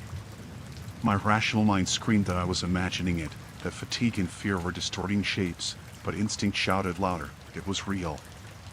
I tried to convince myself to turn back, but the trail behind me curved sharply into dense underbrush. The shadow had disappeared, or maybe it hadn't moved. My panic surged, and I pedaled faster, heedless of roots, rocks, and uneven terrain. My lungs burned, legs shaking. Every bend revealed more cameras. More lenses, all facing me, all catching my flight, all recording. I glanced to the left where the underbrush thickened, and I saw it clearly now. A figure, thin, tall, cloaked in the forest's shadows, moving with a predatory grace. Its head tilted unnaturally, following my progress. The cameras blinked faintly as I passed, some with infrared glints catching the sunlight, reflecting briefly in my panicked eyes. I took a sharp turn onto a familiar downhill stretch, hoping to reach the road, to escape into civilization. But the shadow followed, slipping between trees effortlessly, almost gliding. I risked a glance behind, only to see movement along every tree line, coordinated, deliberate. I couldn't identify individual shapes now, just the collective awareness of being watched, tracked. The final stretch opened into a clearing. I spotted the road, asphalt cutting through the green. Relief surged, and I pedaled harder, muscles screaming. The shadow didn't pursue openly now. It lingered at the edge of the trees, still, patient, as if respecting my flight or perhaps waiting for the next moment to strike. I reached my car and threw myself into the driver's seat, shaking uncontrollably. I glanced back toward the forest. Nothing. No figure, no movement. Only the trees, the sunlight catching on leaves, the trail seemingly abandoned. The cameras were gone, or perhaps dismantled and carried away in silence. I drove home without stopping, hands gripping the wheel, knuckles white, heart still hammering. Sleep eluded me for nights. Every creak of a door, every shadow in my peripheral vision, sent my mind spinning back to that forest trail. Weeks later, I learned about a series of disappearances in Northwood, hikers vanishing on familiar trails, cameras discovered afterward. Some had been filmed in detail, some never seen again. I survived, but I know now that the forest is not empty, and that the cameras were only one part of the machinery watching me. I never return to Northwood, never ride trails alone, never trust the quiet. But sometimes, when the wind shifts through the trees, I swear I can feel it, the patient, deliberate observation of someone or something, waiting for the next person to peddle into its lens. Story 13: The Locked Tent. I had always loved camping alone. There was a freedom in it, the quiet of the forest, the way the wind rustled through the trees, and the endless sky stretching above me, unhindered by streetlights or city noise. That weekend, I had chosen a remote site deep in Pine Hollow, miles from the nearest trailhead. My tent was pitched near a small clearing, surrounded by towering pines whose needles blanketed the forest floor in muted green. The air was crisp, and the smell of wet earth mixed with pine resin in a way that made me feel alive. The first night had been uneventful, which I welcomed. I cooked my dinner over a small campfire, the flames crackling softly, then retreated into my tent with a book.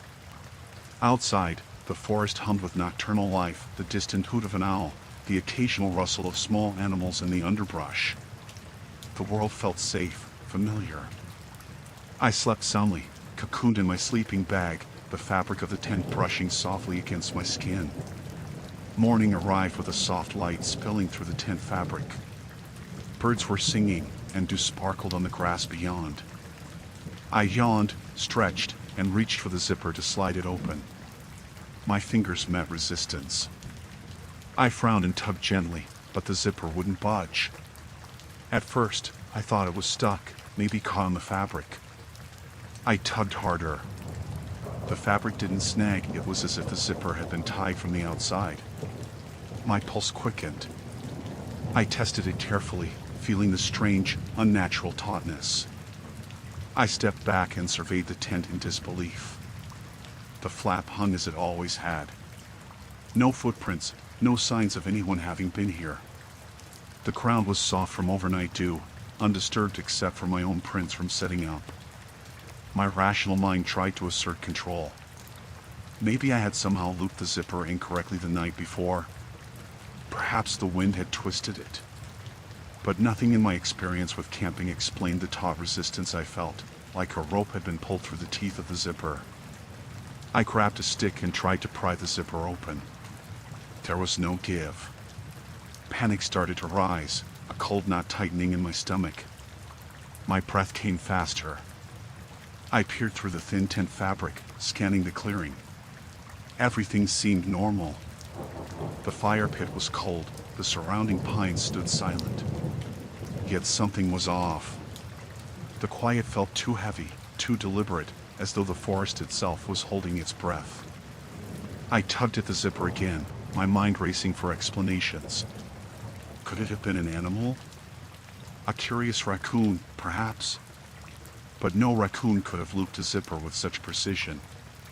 My hands trembled as the weight of the thought pressed down on me. Someone had been here. Someone had been outside my tent in the night, and they had tied it shut while I slept. I strained to listen.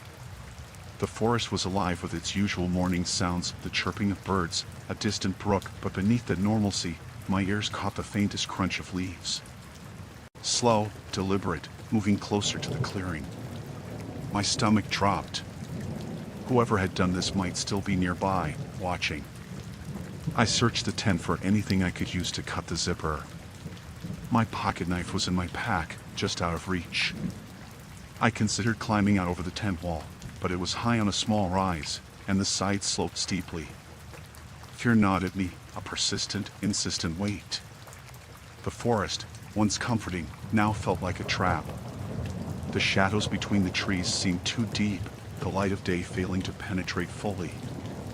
I inched my hand toward my backpack, every motion deliberate, trying not to make a sound. Then, a faint sound carried through the air, the soft snap of a branch, distant, deliberate. My heart pounded. I froze, listening. Another step, closer this time. Whoever had tied my zipper was still in the vicinity. I gritted my teeth and took a calculated risk. I yanked the tent fabric sharply, hoping to tear the zipper or at least create an opening. The fabric ripped slightly, enough to slip a hand inside. I worked the knife free, and with a few desperate slashes, I cut the ties and unzipped the flap. Fresh air rushed in, sharp and cold against my sweating skin. I scrambled out of the tent, I stared into every shadow. The clearing was empty. No footprints, no signs of anyone hiding in the pines. Only the morning sun breaking through the canopy, painting the ground in golden streaks. My rational mind tried to rationalize it again. Maybe the forest played tricks on me. Maybe I had been half asleep when I felt the zipper tied. But the cold knot in my stomach refused to be dismissed. I packed up quickly, scanning the tree line constantly, and decided to abandon the site altogether. My bike was parked a short distance away, leaning against a tree. I jumped on it, pedaling fast, heart hammering, the wind slicing past me as I navigated the familiar trail back to the road. Every shadow seemed to stretch unnaturally, every rustle in the underbrush triggering a spike of terror. When I finally reached the safety of my car and started the engine, the forest behind me seemed impossibly still. I drove without stopping, hands gripping the wheel so tightly that my knuckles turned white. I didn't look back. I didn't want to. Weeks later, I learned from a local ranger that Pine Hollow had a history of incidents, hikers and campers reporting feeling watched, tents tampered with, belongings moved. Some accounts described figures glimpsed in the early morning shadows, disappearing before anyone could identify them. I never returned to that trail. I don't camp alone anymore. But sometimes, when I close my eyes at night, I can still feel the taut resistance of that zipper. I can hear the faint crunch of leaves in the distance, deliberate, patient, waiting. And I know, with a certainty that chills me to the bone, that someone or something was out there that morning, watching me sleep, and it will be out there again for the next person foolish enough to be alone in the woods. I survived, but Pine Hollow's forest keeps its secrets. And it keeps its watchers.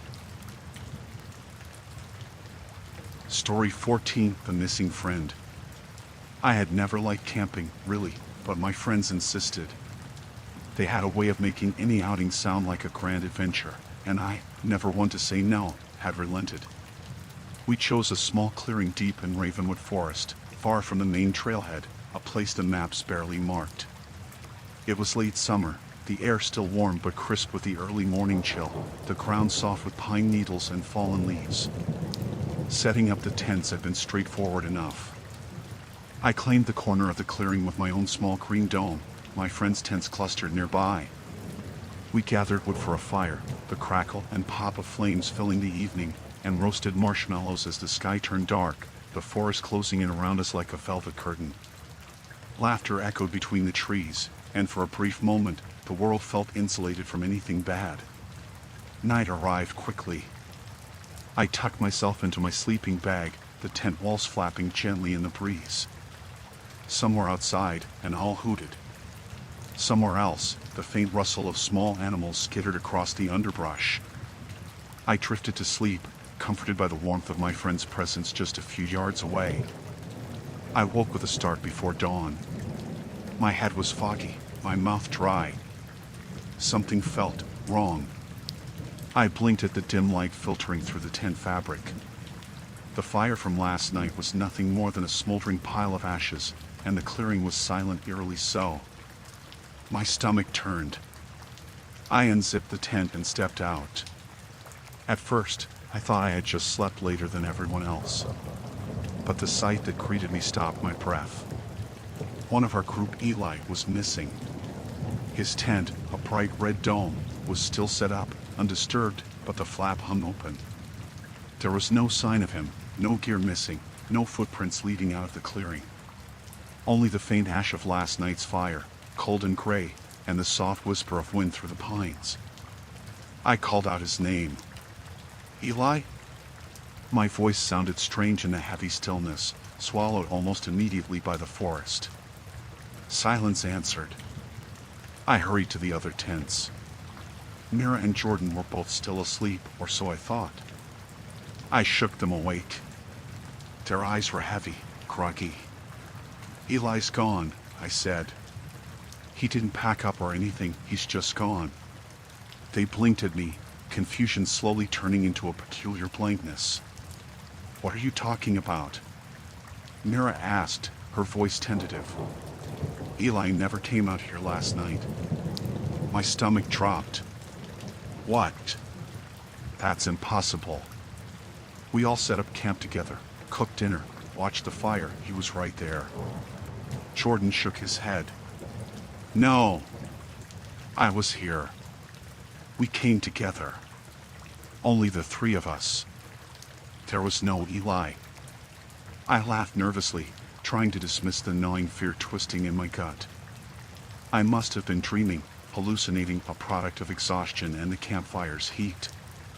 But the memory of him laughing, passing me the marshmallows, the way he teased Mira as he built the fire, was vivid, sharp, undeniable. Panic rose in my chest. No, you don't understand, I said, my voice trembling. He was here. I saw him. A sudden rustle in the trees interrupted me. I froze. The wind had shifted. Something moved slowly, deliberately, between the trunks, just beyond the clearing. I squinted, trying to see. The shadows stretched unnaturally, bending in ways that made my stomach turn. Mira and Jordan looked at me, concern flickering across their faces, but still blank, detached. What is it? Mira asked. There's something out there, I whispered, my fingers tightening around a stick. My mind reeled. Perhaps it was an animal, a deer or a bear, though I had been in these woods enough to know the signs didn't match. This was deliberate. Observant. Patient. Waiting. I backed toward the tents, heart hammering. Every instinct screamed to leave, but the other's calm dismissal made my skin crawl. I realized then that whatever had taken Eli, or whatever I had seen last night, was still out there, just beyond the line of firelight and safety. The forest seemed impossibly quiet, yet alive with intent. I decided we had to leave. Quickly, quietly. I packed my gear, urging Mira and Jordan to do the same. Their movements were mechanical, eerily synchronized, eyes flicking to the forest but showing no real fear. I tried to tell myself they were in shock, that my imagination was exaggerating, but a primal instinct whispered that something was wrong beyond explanation. We started down the trail toward the parking area, the forest closing in, shadows pooling where light failed to penetrate. And then I saw it, a figure, pale and thin, moving between the trees, watching us. Not running, not hiding. Watching. My stomach dropped, and I stumbled, nearly falling over a root. The figure didn't move closer, didn't retreat, but the weight of its attention pressed on me like stone. When we finally reached my car, relief surged, but I didn't breathe easy until I was rolling down the highway, headlights cutting through the misty pre-dawn. I glanced at Mira and Jordan. They looked at me blankly, as if my fear were unfounded, as if I had imagined everything. I wanted to ask them again, but the words died in my throat. Later, I called the ranger station, reporting Eli missing, detailing everything I remembered. They promised to send search parties, but when I described my friend's reaction, they were hesitant. Sometimes people misremember who was present, the ranger said gently. Trauma can do that. I couldn't sleep for nights. The memory of Eli's laughter around the fire, his casual grin, the way he had brushed past me, it was seared into my mind. And the way the forest had felt alive, aware, patient, waiting for me to step into the wrong moment. I never returned to Ravenwood. I don't camp alone anymore. I don't hike trails in remote forests. And sometimes, when I close my eyes at night, I see him, Eli, just at the edge of the shadows, smiling, the same way he did that night. But when I tell myself it's only memory, I remember the blank looks on Mira and Jordan, and I realize I might have been the only one who ever saw him. Whatever took him, whatever lingered in the woods that night, I survived. But I know now that some places remember, and some presences wait, patient and deliberate, until the next person sees what shouldn't be seen. Story 15, The Diner Visitor. I had always liked the quiet of closing time. The diner was a small, old-fashioned place, neon lights buzzing faintly outside the windows, chrome stools lined neatly along the counter, and the scent of coffee lingering like a memory. I usually stayed late to clean up after the rush, stacking dishes, wiping down counters, and taking inventory of the registers. It gave me time to think, or, more often, to forget to think. That night, it had been especially slow.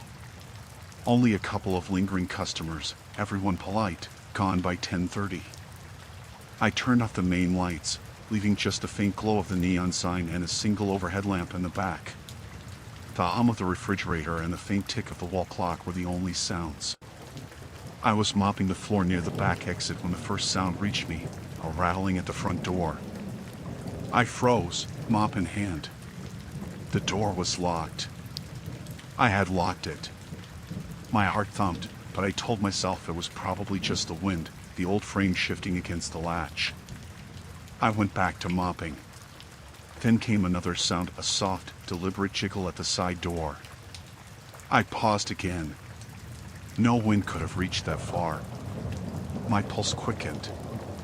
I wiped my hands on my apron and peered through the small window of the back door. Empty parking lot. Shadows stretching along the asphalt, cast by the flickering neon outside. I tried to laugh it off, muttering to myself about loose locks and the building settling. But as I turned to finish cleaning the counter, I heard it again, a muffled, metallic scrape, this time at the delivery entrance. My stomach sank. Someone was going around the diner, checking each access point. I hurried to the office and double-checked the locks. All secure. I tried the radio, calling for a patrol, but the line was dead. I cursed under my breath, realizing the storm from earlier might have taken out the service line. The diner felt suddenly small, confining, the shadows stretching longer, closer, in the corners of my eyes. I grabbed a broom as a makeshift weapon and moved to the counter. Every creak of the floorboards seemed amplified, every tick of the clock like a drumbeat. The rattling had stopped momentarily, but I knew better. The quiet was heavier than the sounds. It was a weight pressing in, waiting. Minutes passed, though it felt like hours. Then, from the front, a soft thud, footsteps, deliberate, slow, scanning the glass. I couldn't see clearly through the windows, the neon sign casting a pinkish glow that distorted the shapes outside. I stepped back, breathing shallow, trying to convince myself it was someone lost in the parking lot, confused, harmless. Another sound at the side door. It rattled, more insistent this time, the handle turning slightly. Whoever it was knew the doors were locked. They weren't random. My mind raced through possibilities, none of them comforting. I considered calling out, threatening them, but the thought of confrontation froze me. I retreated to the kitchen, moving quietly, heart hammering. My mind swung between rational explanations, maybe a delivery driver confused, maybe a prank, but instinct screamed at me that this was deliberate. Patient. Targeted. I reached the back exit and pressed my ear to the door, straining to hear. Silence, save for the refrigerator's low hum. Then a soft scraping noise along the wall. Something moved outside. I could feel it in the vibrations of the floor, the subtle shudder of the building. It wasn't fast, but it was deliberate, systematic, checking every point of entry. I retreated further, toward the small office with the only phone line in the building. My hands trembled as I fumbled with the receiver. Dead. I sank to the floor, pressing the broom to my chest like a talisman. A shadow flickered past the window. My stomach dropped. It was tall, slight, moving with a deliberate, almost stalking grace. My rational mind screamed at me, someone outside, a homeless person, a prowler, but the way it moved, methodical and aware, didn't match anything human I knew. My breath caught. Then a knock, soft at first, deliberate, at the back door. I could hear it in the pause of my own heartbeat. I didn't respond. The sound repeated, increasing slightly in intensity. I held my breath. Another knock, then the metallic rattle of the handle. Someone was trying to force it. I scrambled toward the kitchen exit, realizing it was no longer about locks or windows, it was about survival. The figure outside moved to the side, then the front, always just out of clear view, testing, patient. I could see its outline against the neon, tall and thin, the hood of a jacket shadowing its face. It never ran, never made a sound besides the deliberate manipulation of the doors. It didn't need to.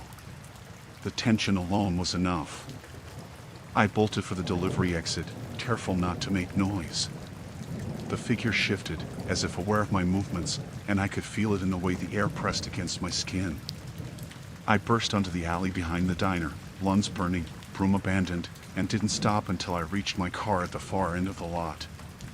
Once inside, I locked the doors, fumbling with the keys to start the engine.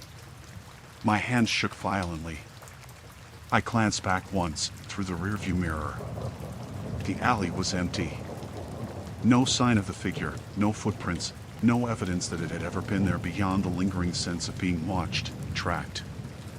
I drove for miles, not daring to stop, until the neon of the diner disappeared in my rear view. Only then did I allow myself to breathe, though the tremor in my hands remained. I reported it to the police later, describing the methodical nature of the figure, the way it had tested every entrance.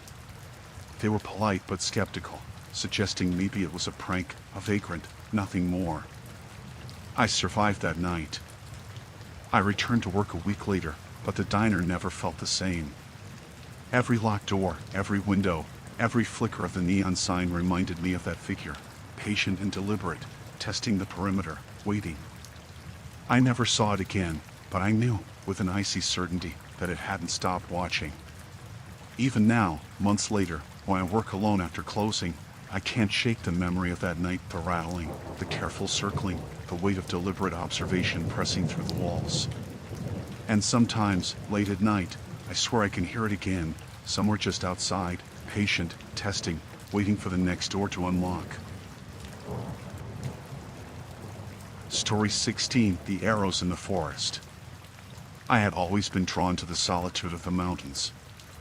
The way the trail wound through dense forest, the whisper of the wind in the pines, the occasional flash of wildlife, it felt like freedom, like the world had paused and I was the only observer. I chose a backcountry campsite deep in the Hemlock Range, far from any marked trailhead, where the map barely registered a squiggle of a path. The day was bright, the sky in endless blue above the canopy, and I felt untouchable. I hiked in early morning, the ground damp with overnight dew. My boots crunched softly against pine needles and loose soil. Birds flitted overhead, their calls echoing through the valley, while somewhere in the distance a creek burbled quietly. I stopped occasionally to catch my breath, drink from my canteen, and marvel at the sheer quiet, the way the forest seemed to breathe along with me. The campsite was perfect, a small clearing, ringed by towering trees, with a flat patch for my tent and a stone circle for a fire. I set up quickly, pitching my green dome and arranging my backpack just so. I gathered firewood and started a small blaze, the smoke curling lazily toward the treetops. I cooked a simple dinner, the smell of sautéing vegetables and toasted bread mingling with pine resin in a way that made my mouth water. Night fell without incident. I settled into my sleeping bag, the fire reduced to embers, and listened to the forest around me, the hoot of an owl, the distant rustle of small mammals, the gentle sigh of wind through branches. Sleep came easily, a rare and satisfying exhaustion. I woke long before sunrise. The sky was still dark, a deep indigo between the trees. Something felt off. My stomach nodded. I unzipped the tent slightly to peek out, and that's when I noticed it carved into the trunks of the surrounding trees, arrows. Simple, jagged marks, pointing in various directions. My first thought was that hikers had left trail markers, but these were too precise, deliberate, freshly carved, the sap still glistening in the morning light. Curiosity mingled with unease. I grabbed my pack and followed the nearest arrow, the forest suddenly feeling unfamiliar. The trail was faint, overgrown with ferns and roots, the scent of damp earth stronger in the cooler morning air. Another arrow appeared ahead, then another, carved carefully at eye level. They weren't random. Someone or something was guiding me somewhere. I rationalized, telling myself it was an old surveyor's marks or remnants of a forest maintenance crew. But as I continued, the forest began to feel oppressive. Every rustle of leaves, Every snapping twig sounded louder than it should. Shadows between the trees seemed to stretch unnaturally, shifting in ways that made my stomach churn. Hours passed, though the light was changing quickly. I stopped frequently, scanning the underbrush for signs of life, squirrels, deer, birds, but the forest seemed unnaturally quiet, empty. The arrows never wavered, always pointing ahead, always freshly carved, as though someone had been keeping pace with me. A tight panic began to coil in my chest. I considered turning back, retracing my steps, but every tree I passed revealed another arrow, pointing forward, deeper into the forest. My rational mind screamed at me, why would someone carve arrows to trap a hiker? But instinct whispered, insistent and cold, that something was wrong beyond logic. The path twisted and rose steeply, roots snaring my boots, branches scraping my arms, yet I felt compelled to follow. Then I heard it, a faint sound, like a branch breaking under weight, deliberately placed, echoing in the distance. I froze. Silence followed, thick and heavy. My pulse hammered, and the hairs on my neck stood on end. Another arrow appeared. I realized then the horrifying truth. The markings weren't guiding hikers forward, they were hurting me. Every choice I had made had been anticipated, every step directed. My stomach lurched, and I felt a cold sweat bead on my forehead. I broke into a run, the uneven ground tearing at my legs, roots snagging my boots. My heart raced as I stumbled blindly, trying to find a ridge, a creek, anything familiar. Then I saw it, the clearing ahead. My own campsite. The sight made my chest tighten. I hadn't realized how far I'd wandered. I had thought I was deep in uncharted forest, but the arrows had led me back. I reached the fire ring, still cold from last night, and the tent, still standing, everything as I had left it. Relief surged, but it was short-lived. Every tree around the clearing now bore arrows, pointing inward, toward me, newly carved, gleaming faintly in the morning light. My blood ran cold. I scanned the edges of the clearing, heart hammering. The forest was alive with deliberate, hidden motion, shadows moving in unnatural synchrony, just beyond the pines. I could sense them watching, patient, calculating, waiting for me to react. My rational mind tried to assert itself. There were no people, no predators, just my fear, but instinct screamed that I was not alone. I grabbed my pack and ran, skirting the clearing, heading for a ridge I remembered from yesterday. Branches tore at my sleeves, roots snagged my boots, but I didn't care. I didn't dare look back. The arrows had stopped at the clearing, but I knew they would appear again if I faltered. The forest seemed to shift with me, corridors of trees bending subtly, herding me further into itself. Hours later, I emerged onto a fire road, bruised and exhausted, the early morning sun finally breaking the canopy. I collapsed against a tree, gasping, scanning the forest behind me. The clearing, the arrows, the deliberate path had vanished into the normal randomness of trees and underbrush. Nothing remained to prove the deliberate orchestration of my panic. I never returned to that campsite, never hiked alone in Hemlock Range again. And though months have passed, I still see the arrows in my dreams carved into every tree, pointing, always pointing, hurting me towards something I cannot name. I survived, yes, but the forest knows my presence now. And somewhere in its depths, it waits, patient, deliberate, carving its warnings into the bark, always anticipating the next wanderer who follows. Story 17, The Open Front Door. I had agreed to house sit for my friend's suburban home on the edge of town, a quiet neighborhood where the most exciting thing usually was the sound of sprinklers turning on in the early morning. The house itself was normal, a modest two-story with beige siding and a small garden, neat hedges lining the front yard. My friend had left with a smile, handing me the keys and warning me to lock up tight and enjoy the quiet. I assured them I would. Evening fell easily. I cooked a simple dinner in the kitchen, the smell of garlic and sautéing vegetables filling the air. The faint hum of the refrigerator and the occasional creak of the house settling were the only sounds.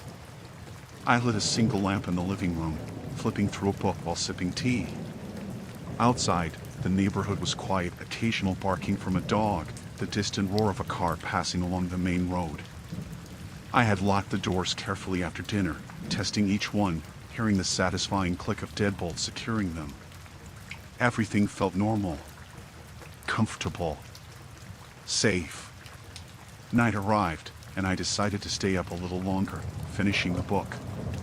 When I finally went to bed, I double-checked the locks again. Front door, deadbolt engaged. Side door, secure. Back door, nothing could possibly have been missed. I slipped under the covers, my bedroom dimly lit by a night light that cast a warm circle of light on the floor. The house was quiet, the calm kind of silence that invites sleep without worry. I woke abruptly around 3 a.m. at first to a faint creak somewhere downstairs.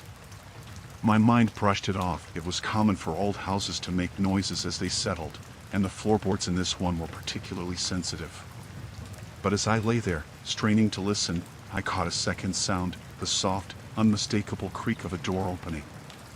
My heart hammered. The front door.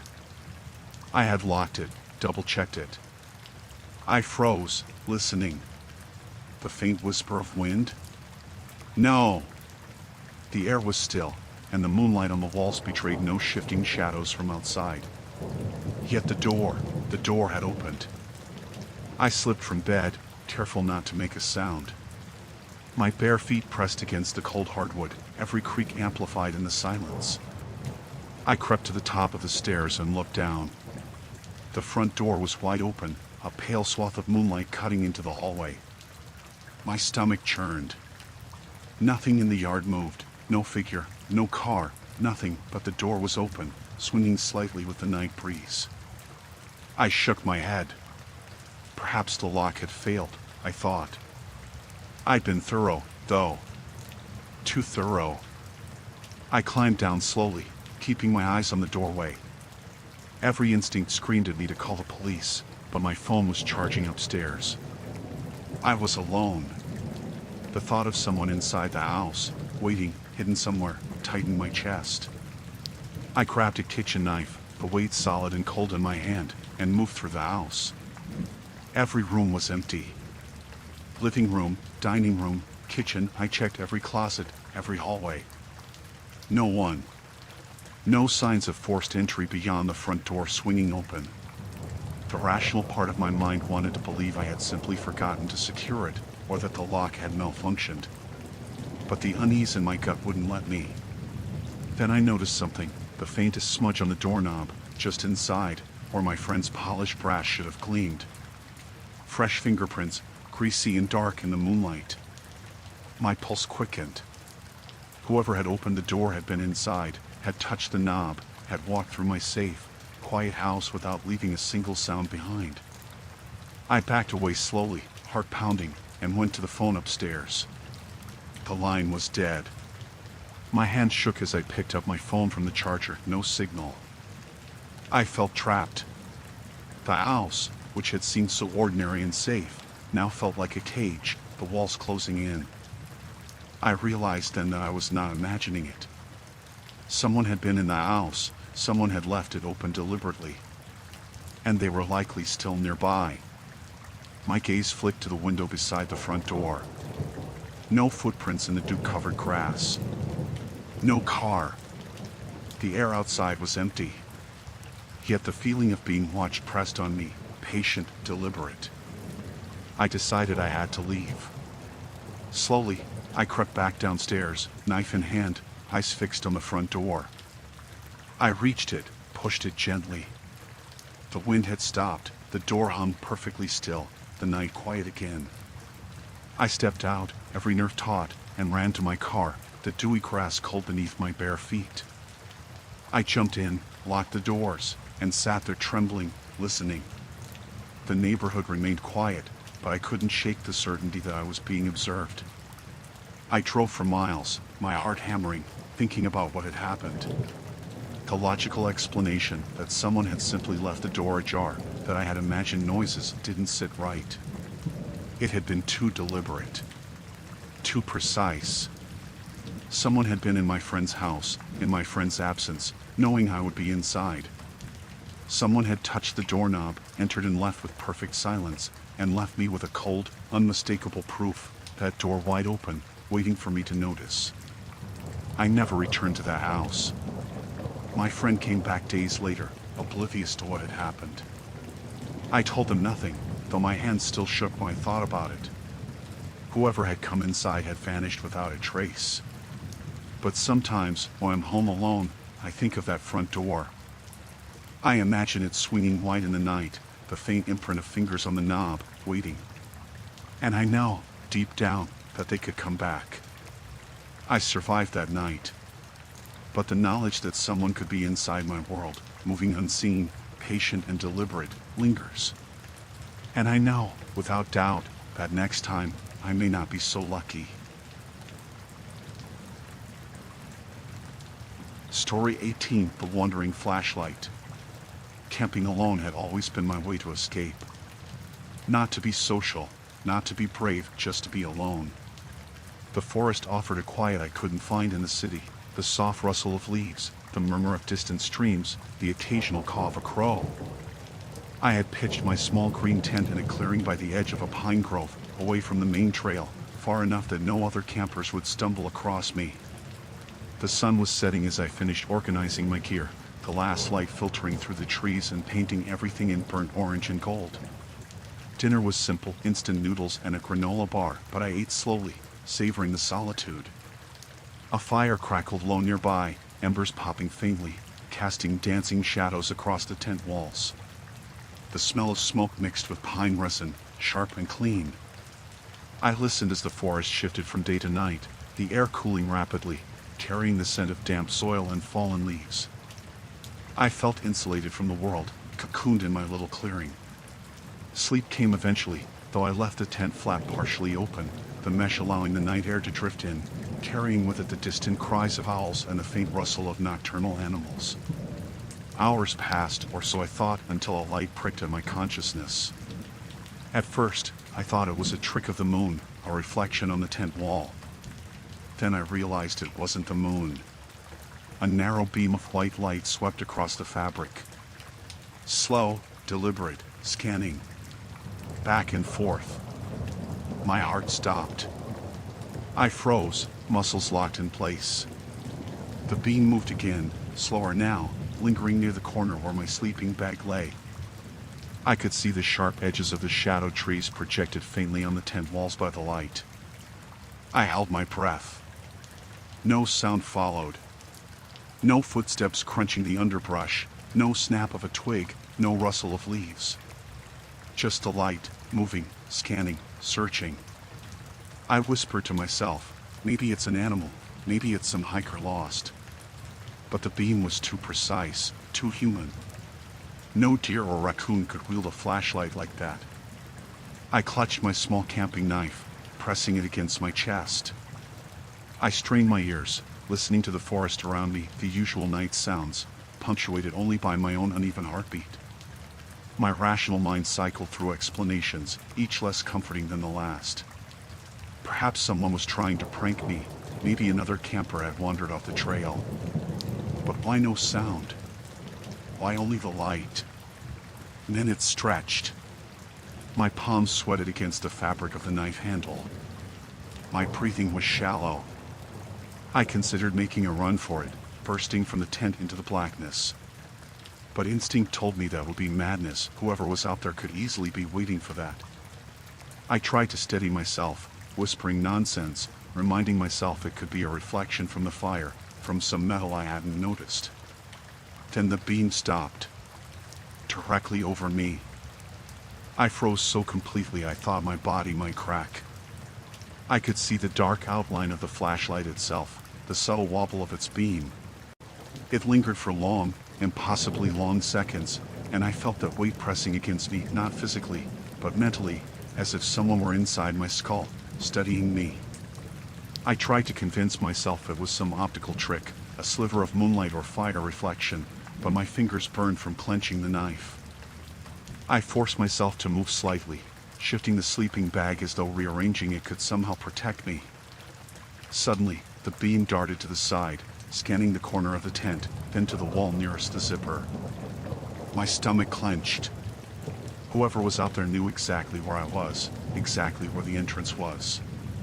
My thoughts ran wild. What if they weren't alone? What if there were more than one? What if this had been planned, this whole isolation, this silence, to lull me into complacency? I whispered into the darkness, voice hoarse. Hello? Is someone there? No response. Only the beam moving again, as if mocking me. My pulse was a drumbeat in my ears, each beat echoing like the footfalls I could not hear. Then it stopped completely. I dared to inch toward the zipper, knife in hand, careful not to disturb the tense mesh walls. I unzipped it slightly and peeked out. Nothing. The clearing was empty, the fire reduced to smoldering embers, the trees motionless in the windless night. No footprints, no flashlight. Just silence. I wanted to run, to escape, but the rational part of me hesitated. Had I imagined it? No. The memory of the light, the way it had scanned deliberately, lingered in every nerve. My rationality wavered, and I stayed low in the tent, trying to calm myself, trying to listen. Then I saw it, at the edge of the clearing. A figure, too dark to make out details, standing perfectly still just beyond the reach of the firelight. No flashlight now, no movement, just watching. My stomach dropped. I froze completely, too terrified to breathe. The figure didn't move, didn't make a sound, but I could feel the attention, patient and deliberate, pressing into me. I backed into the far corner of the tent, shaking. Thoughts raced. Run? Call out? Hide? The figure didn't shift. Minutes passed hours, it felt like.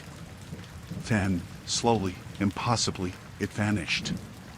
No sound, no rustle, just gone, as if it had never been there. I didn't sleep the rest of the night. At first light, I packed up as quickly as I could, leaving everything behind, fire still smoldering, my gear barely zipped into the bag.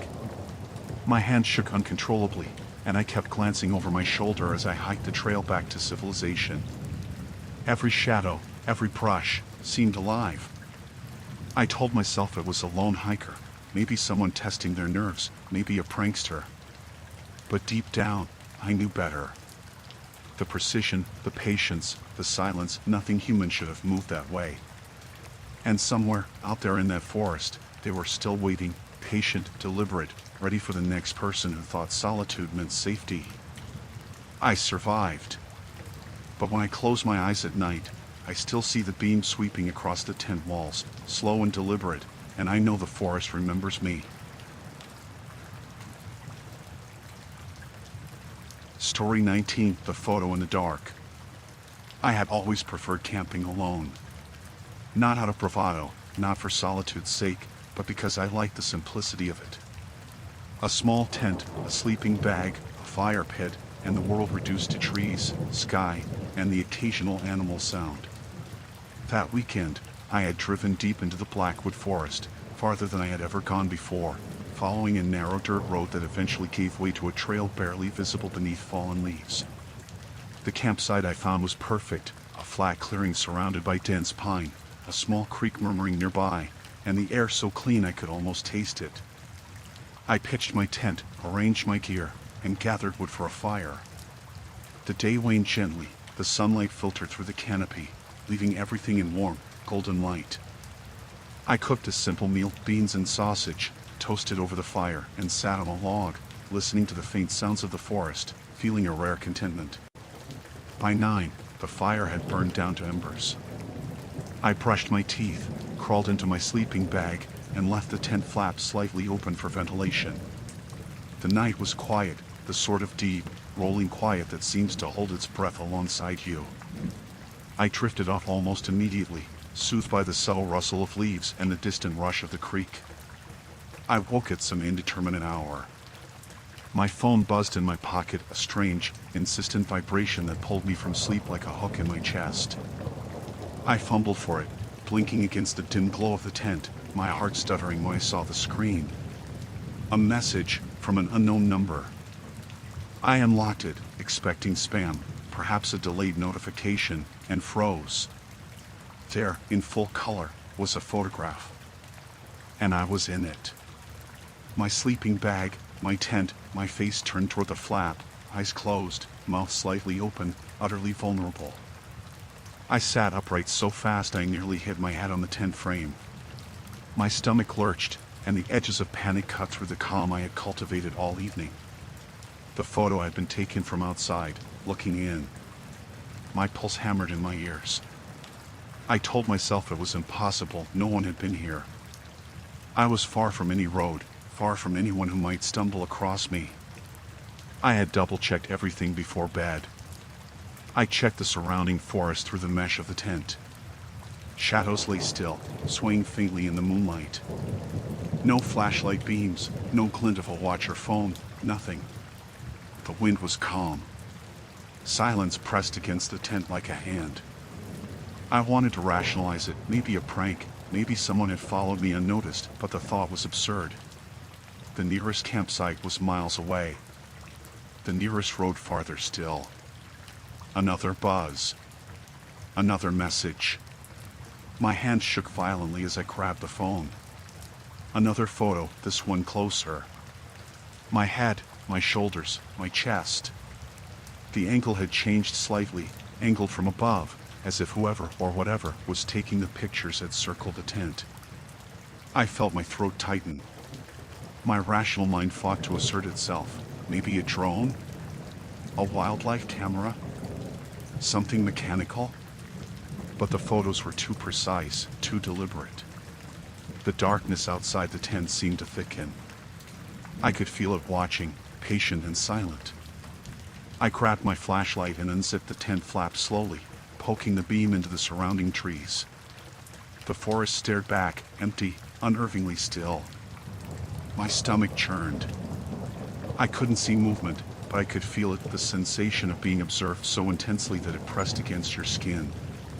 My mind raced through every horror story, every news article I had ever read about people disappearing in forests. Every single one now seemed plausible. I decided I had to move, had to escape, but panic and rational thought collided. Should I run? Should I stay? What if whoever had taken these photos was still out there, waiting for me to make a mistake? I packed quickly, tossing essentials into my bag, grabbing water, matches, and my knife. The forest, silent and still, offered no guidance, no comfort. I slipped from the tent, sticking to the shadows, listening. No sounds. No twigs snapping, no rustle of leaves, nothing. I tried to convince myself it was over, that the photographs had been sent from some prankster in the distant town, but I couldn't shake the gnawing sense that I was still being observed. The creek glinted faintly in the moonlight, and I decided to follow it, hoping it would lead to the main trail. My steps were careful, slow, deliberate, ear-straining. Then, behind me, I heard it, a faint click. The unmistakable sound of a camera shutter, distant but precise, coming from somewhere behind the line of trees. I broke into a run. Branches tore at my arms and legs, roots snagged my boots, but I didn't stop. Another shutter, closer this time. I dared to glance over my shoulder. The darkness was absolute, and yet I could feel the presence there, tracking me, moving with an impossible silence, deliberate, patient. The trail eventually widened, leading to a fire road I recognized from the map. I sprinted along it, lungs burning, hands trembling, until finally, lights of distant houses pierced the tree-line. I didn't slow until I reached the first driveway, pounding on the door until someone opened. I explained breathlessly, trying not to cry, to make them understand, but they looked at me skeptically, calling the police, who found no one. No footprints. No drone. No sign of any presence except the trail I had run along and the messages still sitting on my phone, untouched. I returned home, shaken but intact. I never went back to that campsite. And sometimes, when I am alone at night, my phone buzzes not with another photo, but with the memory of the beam of those unseen eyes, patient, deliberate, tracking, watching. I survived. I escaped the forest. But I know, with a certainty I cannot explain, that I was never unobserved. And somewhere, out there in the darkness of the woods, it waits, patient, deliberate, and ready for the next solitary camper. Story 20, The Handprints on the Car. I had been driving for hours, the hum of the tires against the asphalt and the rhythmic swish of the windshield wipers acting as a lullaby. It was late autumn, the rain a constant drizzle, smudging the streetlights into watery halos as I followed the empty highway north. I was exhausted, muscles aching, eyes burning. My plan had been simple: reach the small cabin I rented before nightfall. But the fog rolled in faster than expected, thick and clinging, wrapping the road in a gray shroud. I spotted a lay-by ahead, a narrow gravel shoulder with enough space to pull over safely. I eased the car onto it, the tires crunching against loose stones. I left the engine running for a moment to keep the heater on, then killed it, letting the car fall silent except for the muted patter of rain on the roof. I leaned back in the seat, stretched my arms over my head, and closed my eyes, just for a few minutes. My body demanded sleep, and the hypnotic rhythm of the rain made it easy to give in. I must have dozed for longer than I intended. My eyes fluttered open to an unsettling stillness. The rain had lightened, the fog now a thin veil over the road. Something felt different. A chill pressed against the windows, and I noticed the outside lights of passing cars had gone. Absolute quiet. My car felt oddly isolated, like it had been dropped into an empty world. Then I saw them. Handprints. Smudged, greasy, desperate handprints across the windshield, smeared down the glass in a pattern of fingers splayed wide. My breath caught, the sound loud in the enclosed space. My hands trembled as I reached for the door handle, certain it had been locked, certain I hadn't seen anyone nearby when I pulled over. My pulse thundered in my ears, every instinct screaming that this was wrong. I scanned the surrounding area through the rain-speckled side window. The lay-by was empty, drenched gravel and slick asphalt, the forest behind it a wall of darkness. No footprints. No shadow. No vehicle. Only the handprints, taunting me with their silent insistence. I tried to rationalize. Maybe a drunk driver, someone who had passed and pressed their hands on the glass. But the patterns weren't random, they weren't fleeting. They were deliberate, almost calculated, as if the person had taken their time to ensure I saw them when I woke. The thought rooted me to the seat. I reached for my phone. No signal. My fingers hovered over the dial tone, trembling. The car seemed smaller suddenly, the wet glass pressing close to my skin, the shadows outside whispering promises I couldn't quite hear. My rational mind attempted to reassure me. Maybe it was a prank, a local kid daring me, some joke gone too far. But the forest beyond the lay-by offered no road, no trail, no signs of life. I considered leaving, driving immediately to the next town, but fear weighed me down like lead. Every muscle tensed. What if the person was hiding, waiting for me to start the car? I stared at the handprints again, noticing the details, streaks of something darker than water, the pressure points of knuckles, the drag marks along the glass. Someone had been close enough to reach me, close enough to breathe against the cold metal of my car, and yet I hadn't heard a thing. I tried the doors. Locked. Thank God. But the instinctual terror didn't fade. I imagined hands pressing against the glass from all sides, figures emerging from the mist, breath fogging the windows, slow deliberate movements in perfect silence. Every rational explanation evaporated in the cold air of my chest. My body wanted to bolt, but my mind froze in indecision, caught between disbelief and terror. Minutes or hours, it felt like the past. My imagination raced, constructing scenarios I could not bear to consider. The forest seemed alive, its branches scratching at the air like fingers reaching for me. I wanted to scream, to call someone, anyone, but my phone was a useless rectangle of black, the rain muting every sound outside. Finally, I forced myself to move. I turned the key in the ignition. The engine groaned awake, a small comfort. My hands were slick on the wheel, pulse thundering. I glanced in the rearview mirror. Nothing. No figure, no vehicle, no motion. The handprints had not vanished from the windshield, but the terror now came from their implication. Someone had been here, had studied me while I slept, and had left without a sound. I drove. Slowly at first, then faster, eyes darting to every shadow at the road's edge, every tree that seemed too close, every darkened curve in the asphalt. I didn't stop until I reached the lights of a gas station 20 minutes down the road, hands white-knuckled around the wheel, pulse still racing. I stayed in the car until sunrise, staring at the rearview mirror, making sure no one followed. Later, the handprints washed away in a brief afternoon rain, leaving only a faint smear on the glass. I told myself it had been someone local, a prankster taking advantage of isolation. Rational explanations, comforting lies. But even weeks later, whenever I drive alone on empty roads, I imagine the handprints returning, smeared across the windshield in the middle of the night. Waiting. Watching. I survived that night. But I know now how easily the line between safe and vulnerable can disappear. And I know, deep down, that if I ever stop again in some lonely place, the hands will be there, patient, deliberate, and waiting for me to close my eyes. Story 21, The Silent Night Shift. The diner was nearly empty when I arrived for my night shift.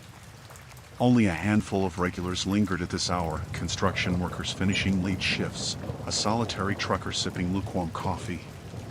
The fluorescent lights buzzed faintly, humming in a way that made the ceiling tiles feel too low, the air heavy with the smell of frying grease and stale sugar.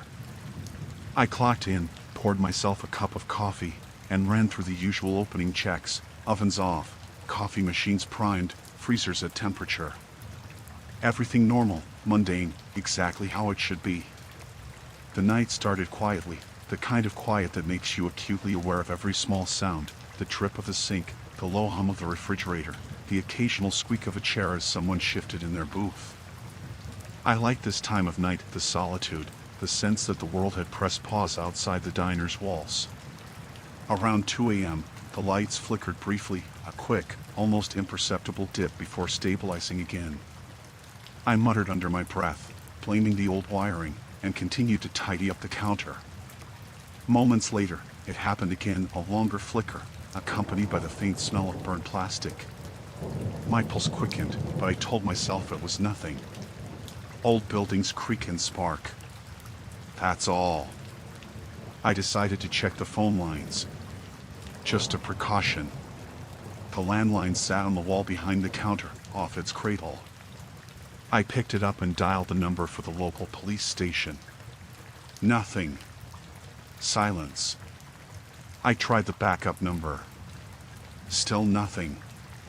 My fingers trembled slightly as I checked the other phone in the office. Dead. Not a dial tone, not a click, not a whisper of static. I tried to rationalize it. A blown fuse? A temporary outage? I moved to the breaker panel in the kitchen, flipping switches one by one. Lights blinked but held steady. The rest of the diner seemed unaffected. The phones remained stubbornly dead. Anxiety settled over me like a wet blanket. Something was wrong. Then came the sound. At first, it was faint, almost imperceptible, a dragging noise from the back hallway, like metal scraping against tile. My hands gripped the counter, knuckles white. The diner was old, the pipes occasionally groaned, and rodents sometimes made mischief, but this sounded deliberate. Slow. Methodical. The dragging noise stopped abruptly near the office door. My stomach sank. I told myself to breathe, to stay calm. I rationalized maybe a raccoon had somehow gotten inside. But the sound had stopped at the office. There were no vents, no hidden crawl spaces. Nothing should be in there. And the phones were dead. I crept toward the office door, knife clenched in one hand, flashlight in the other. The air was heavy, the fluorescent lights flickering occasionally, casting shadows that swayed as if alive. I reached for the door handle. My hand was slick with sweat. The dragging sound started again, this time behind me, coming from the dining area. I froze. My mind scrambled for explanations. Perhaps an intruder? But the diner had a single entrance, a door I had checked myself. The back exit was locked, the windows barred. Whoever or whatever was here had not entered in any conventional way. Fear wrapped tighter around my chest. I turned slowly, flashlight beam cutting through the darkness. The booths were empty, the chairs perfectly aligned, the coffee machines humming. Nothing moved. No shadows beyond those cast by the flickering lights. I returned my gaze to the office door. The handle rattled slightly, as if someone had brushed it, testing it. My pulse threatened to burst my ribs. I could hear my own breathing, sharp and shallow, echoing too loudly in the quiet space. Rationality and fear collided violently in my mind. Maybe it was the wiring, maybe a loose hinge, maybe... No. This was deliberate. Someone was here. I remembered the landline. If the phones were dead, I couldn't call for help. I was completely isolated. My stomach knotted. The dragging noise resumed, now coming from just outside the office, circling slowly, like it was tracing my movements. I forced myself to step back, retreating toward the exit. Every instinct screamed to run, but I knew the door alone would not save me. Whoever was here had watched me for hours, moving silently, deliberately, testing boundaries. I needed a plan. The lights flickered violently, and for a moment, the diner was plunged into darkness.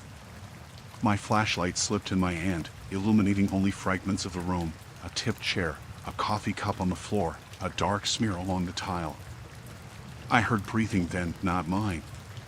Shallow, measured, behind the office door. The lights returned.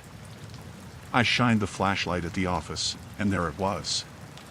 A shadow, taller than it should be, standing perfectly still in the corner, just beyond the desk.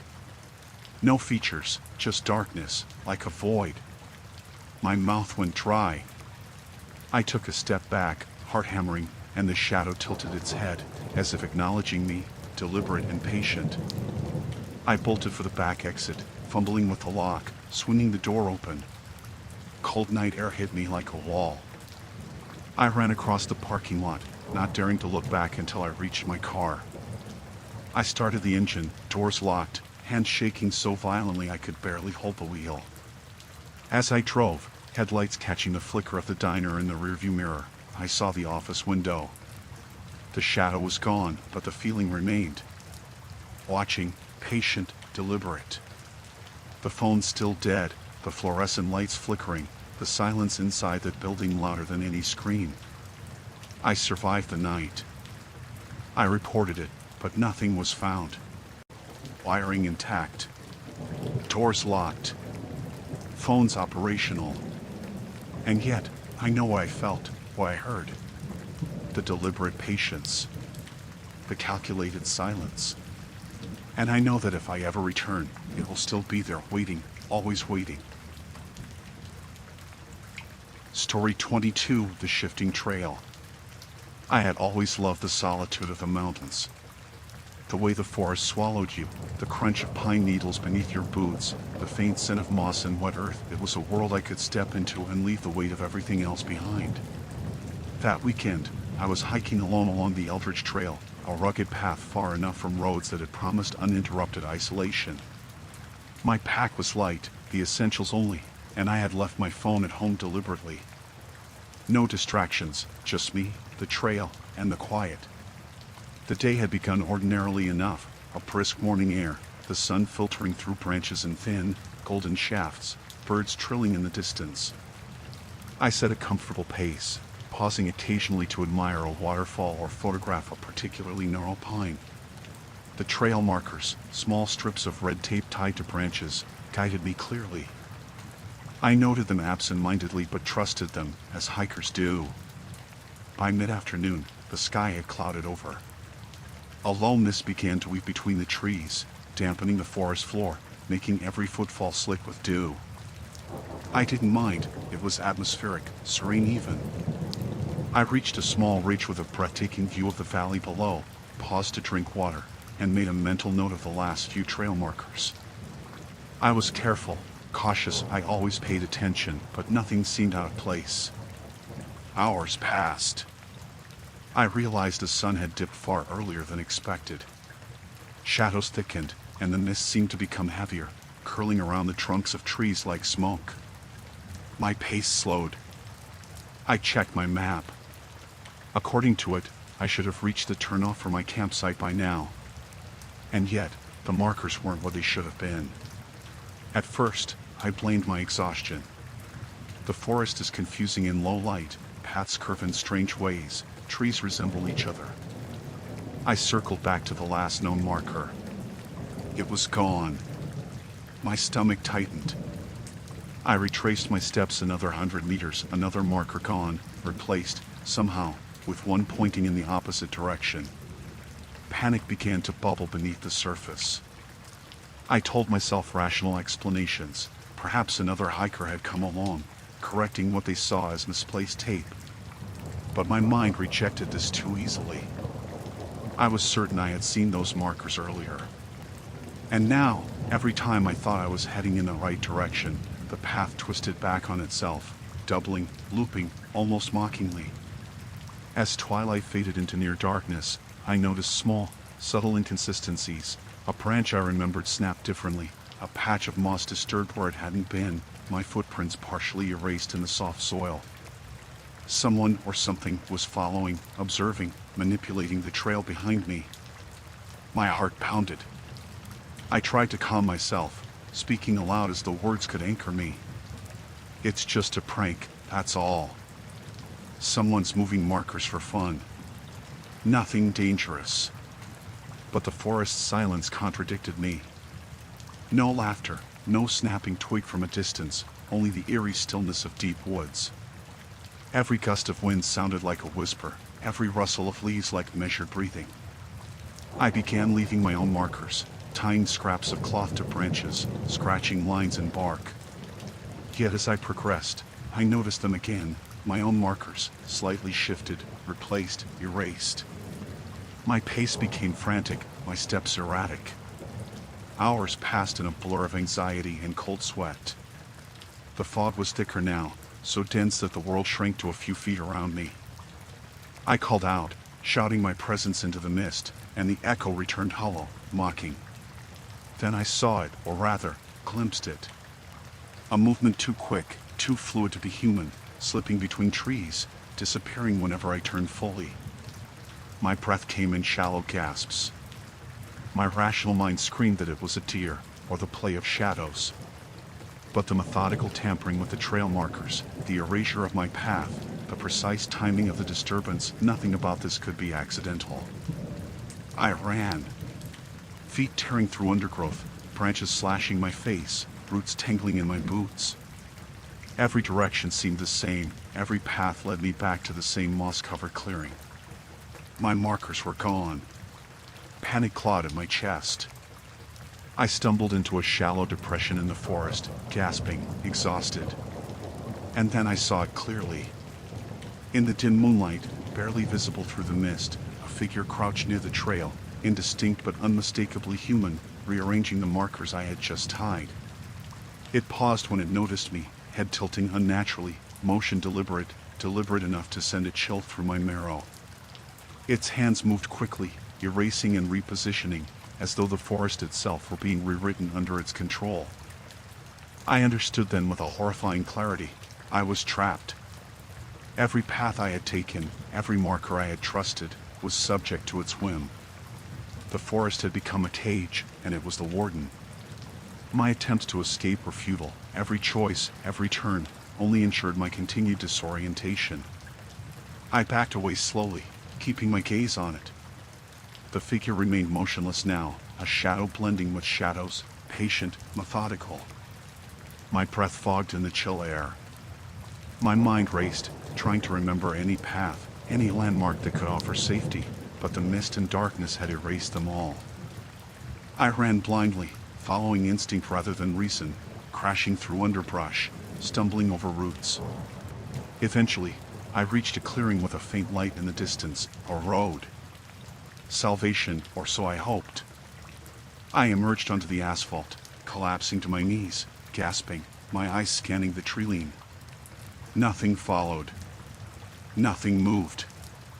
I did not stop until I reached the nearest town, hours later, drenched, bleeding from minor cuts, shaking uncontrollably. I reported what happened to the rangers, but no trace was found. The trail markers had returned to their original positions, no sign of any tampering. They told me I must have gotten lost, disoriented in the fog. But I know better. I survived. I escaped the forest. And yet, every time I hike alone now, I find myself glancing behind me, imagining small hands subtly shifting my path, patient, deliberate, waiting until I am lost again. I will never hike the Eldridge Trail alone again.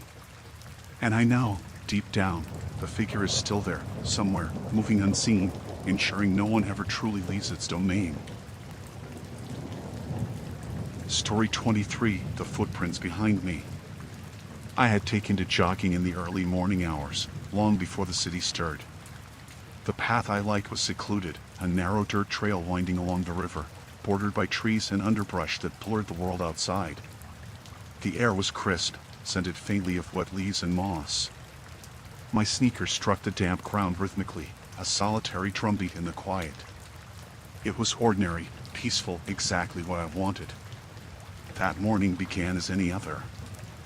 I left my apartment before sunrise, stretching at the trailhead, the cold air filling my lungs. A soft mist hovered over the water, and the first pale light of dawn made the world silver. I set off at a steady pace, earbuds in, music low, just enough to keep a rhythm. Everything was normal. I had been running for perhaps 20 minutes when I noticed the first oddity. The ground was muddy from last night's rain, and the soft impressions of shoes pressed into it were crisp.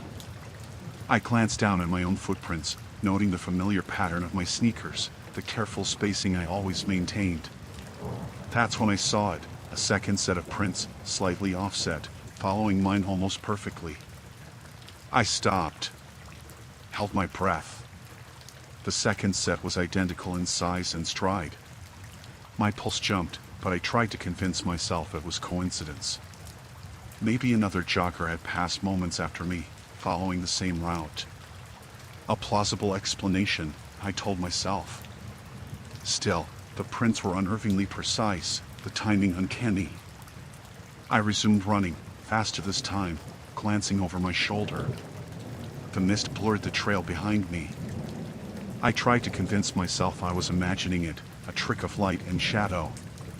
But the prints continued, appearing in the mud exactly a few minutes behind me, following my pace, my rhythm. Every stride mirrored mine.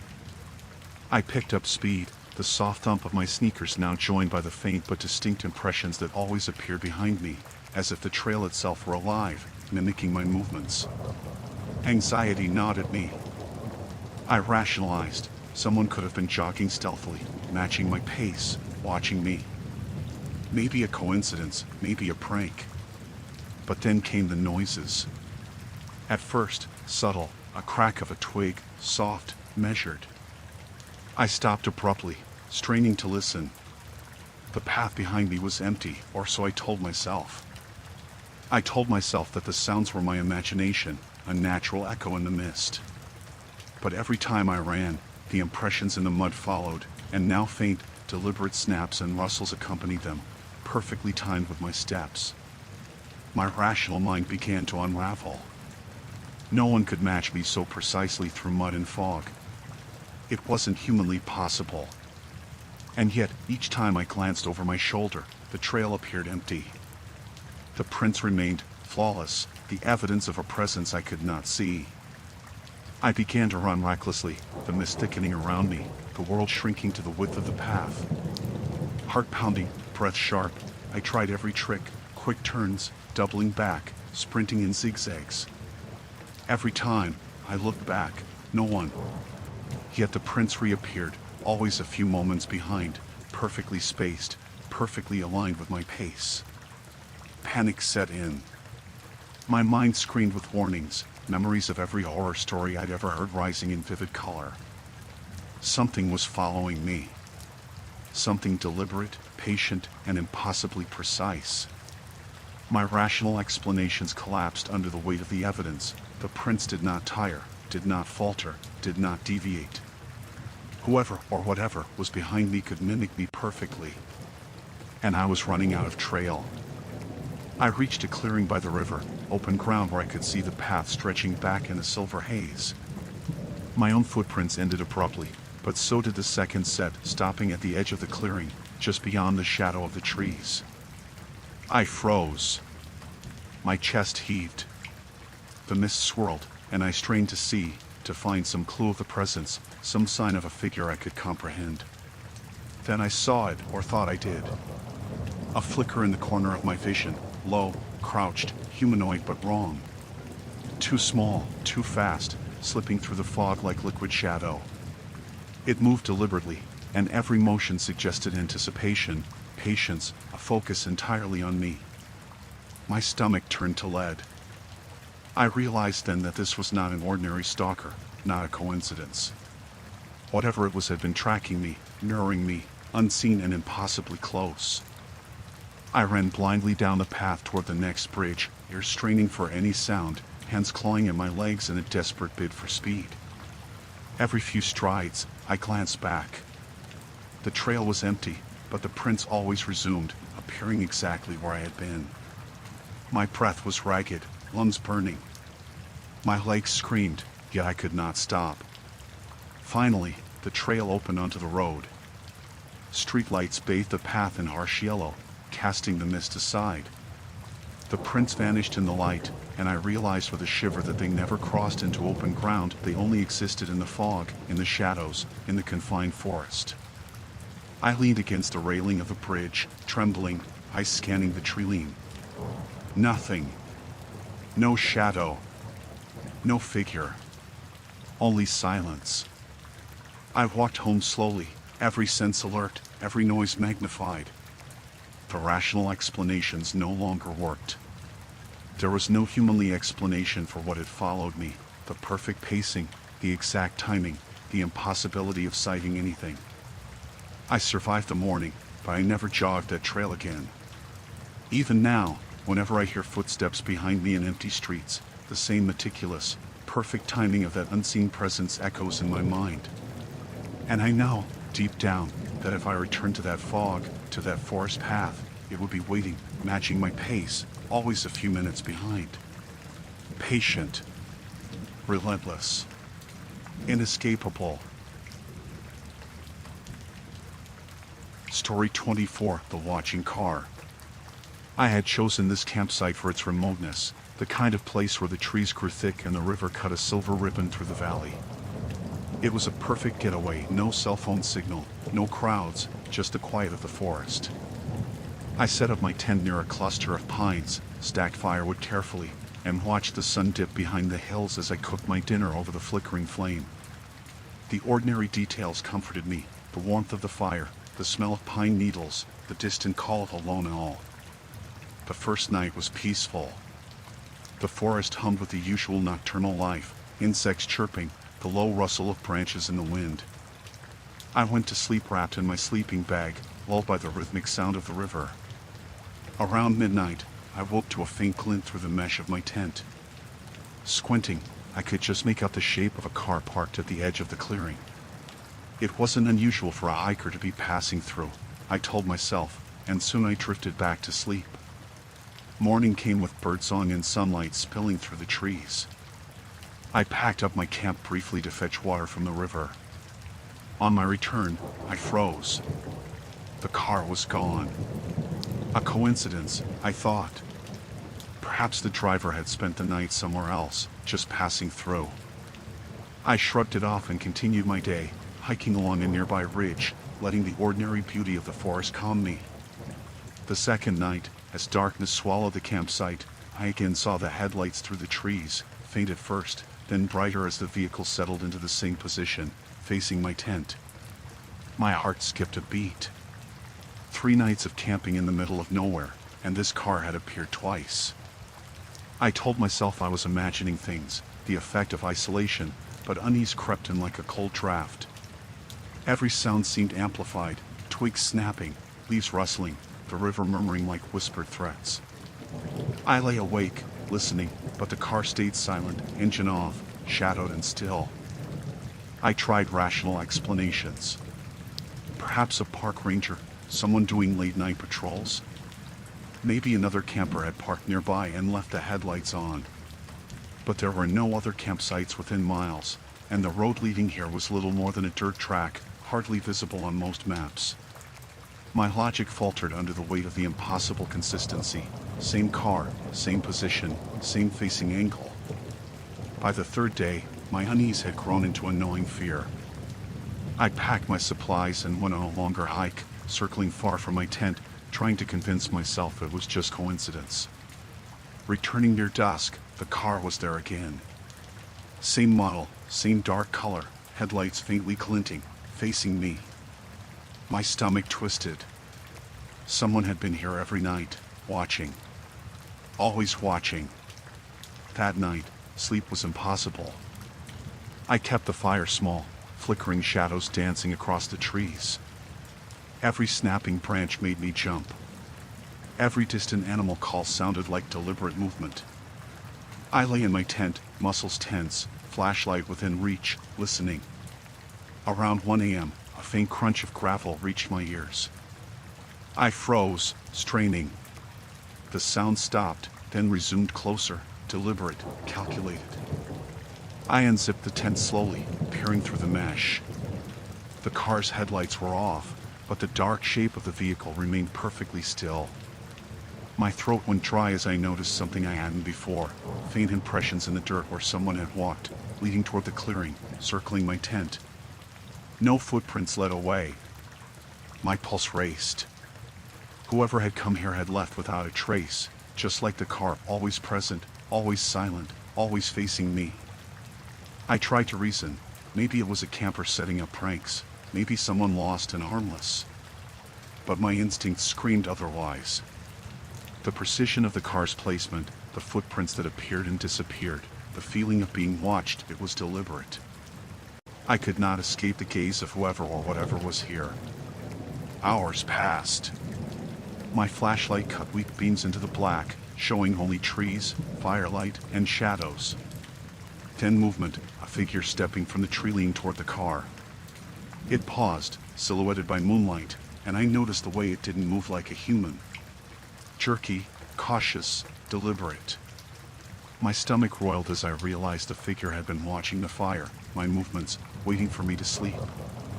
I gathered my courage. I could not stay. Every nerve screamed to flee. I grabbed my pack, my sleeping bag, and ran. The ground was slick, roots catching my boots.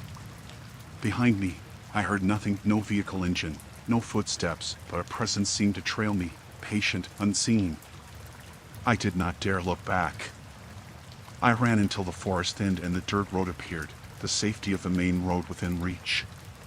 By dawn, I was driving back toward town, checking the rearview mirror obsessively. The clearing where I had camped was empty, and the car nowhere in sight. I did not stop. I do not know who or what it was, and I do not want to.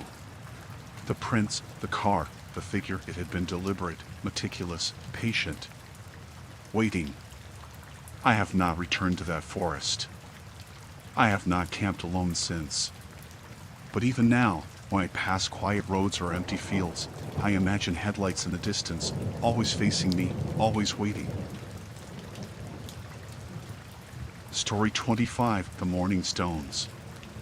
I had always sought out solitude in the wilderness. The kind of silence that pressed against your ears, that made even your own heartbeat feel intrusive.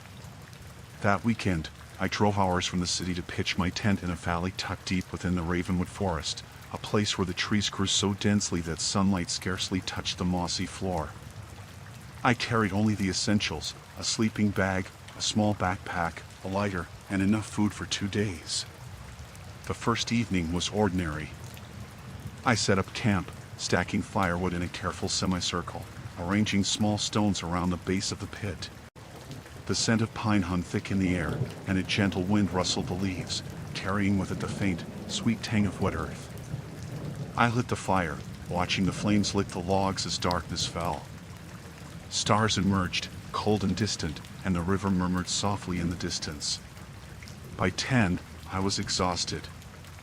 I crawled into my sleeping bag, leaving the fire smoldering slightly, confident it would burn out on its own. The night passed uneventfully, filled with the usual sounds of forest life, the distant hoot of an owl, the occasional snap of a branch, the sigh of wind moving through the canopy. When dawn broke, a soft pink light filtered through the pines. I stretched and reached for the zipper of my tent, expecting the familiar sight of my little campsite. I froze. Where the fire had been, a pile of rocks sat, stacked neatly into a small, perfect cone. Every stone balanced carefully atop the other. My carefully arranged fire pit, the ashes, the logs, the scorched stones had vanished, replaced by this structure. I stepped out of the tent slowly, scanning the area. The firewood I had gathered was untouched beside the stack, the ground undisturbed in any other direction. My stomach churned. I was alone, or so I had thought. I tried to rationalize. Maybe a deer had knocked over the fire pit, though that wouldn't explain the precise stacking. Perhaps a bird or a raccoon had moved the stones, yet the sheer tear, the symmetry of the pile, was impossible for any animal. My mind grasped for explanation, but my instinct screamed otherwise. Someone or something had been at my campsite while I slept. I packed up my gear quickly, every rustle of leaves under my boots making me jump. The forest that had felt serene the night before now seemed oppressive. Shadows clung to the trees, the mist curling at the edges of the clearing, and every sound was amplified, the distant trickle of the river, the creak of a branch, the soft whisper of wind through pine needles. My pulse hammered in my ears. I told myself I must be imagining it, that fatigue had warped my perception. But as I hiked, I noticed subtle signs, small depressions in the soil near the tree line, slight displacements of moss, a faint metallic glint from a stone that had been entirely flat yesterday. Someone or something had observed me, had moved silently and deliberately. Nightfall came again, and I made camp farther up the ridge, determined to keep a fire this time. I arranged the wood and stones carefully, watching the light from the fire flicker across the clearing. I stayed alert, ears straining for the slightest sound, my eyes scanning the forest edge. Hours passed. Nothing. The forest seemed to be holding its breath, waiting. Morning revealed the same impossibility. I awoke to find the fire pit gone again. In its place, another pile of rocks, even more meticulously stacked than before, some stones impossibly balanced, as if someone had handled them with infinite care. My firewood lay untouched beside it, but the pit I had painstakingly built of the ashes, the charred logs, had vanished entirely. Fear replaced rationality. I packed immediately, abandoning the firewood, the gear I didn't need. I moved faster, scanning constantly. Shadows seemed to flicker at the periphery of my vision. Every bird call, every rustle of leaves, every snap of twigs sounded like deliberate footsteps. I could feel eyes on me, unseen but attentive, tracking every motion. By the time I reached the trailhead, my pace was frantic. I glanced back once, half expecting to see someone or something emerging from the trees. There was nothing. Just the pale light of morning and the quiet of the forest.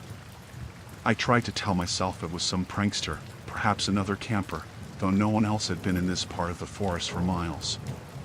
The thought of a human being capable of such precision, of approaching silently while I slept, of balancing stones perfectly in the night, it was almost worse than believing in something inhuman. Weeks later, I returned to the forest on a guided hike, pointing out where I had camped. The clearing had grown over. No evidence remained of my encounter, no fire pit, no carefully stacked stones, nothing to suggest that anyone or anything had been there at all. I told myself it was a hallucination, stress-induced, a trick of memory. But sometimes, when I close my eyes at night, I can see those rocks. The perfect symmetry, the careful balance, and the silent message left behind. I had been watched, and the observer had visited me while I slept. I will never camp in that forest alone again. I have tried to convince myself I was imagining it, that it was some natural phenomenon, some clever prank. But I know the truth. I know someone or something was there. And if I ever return to those trees, I will not be alone.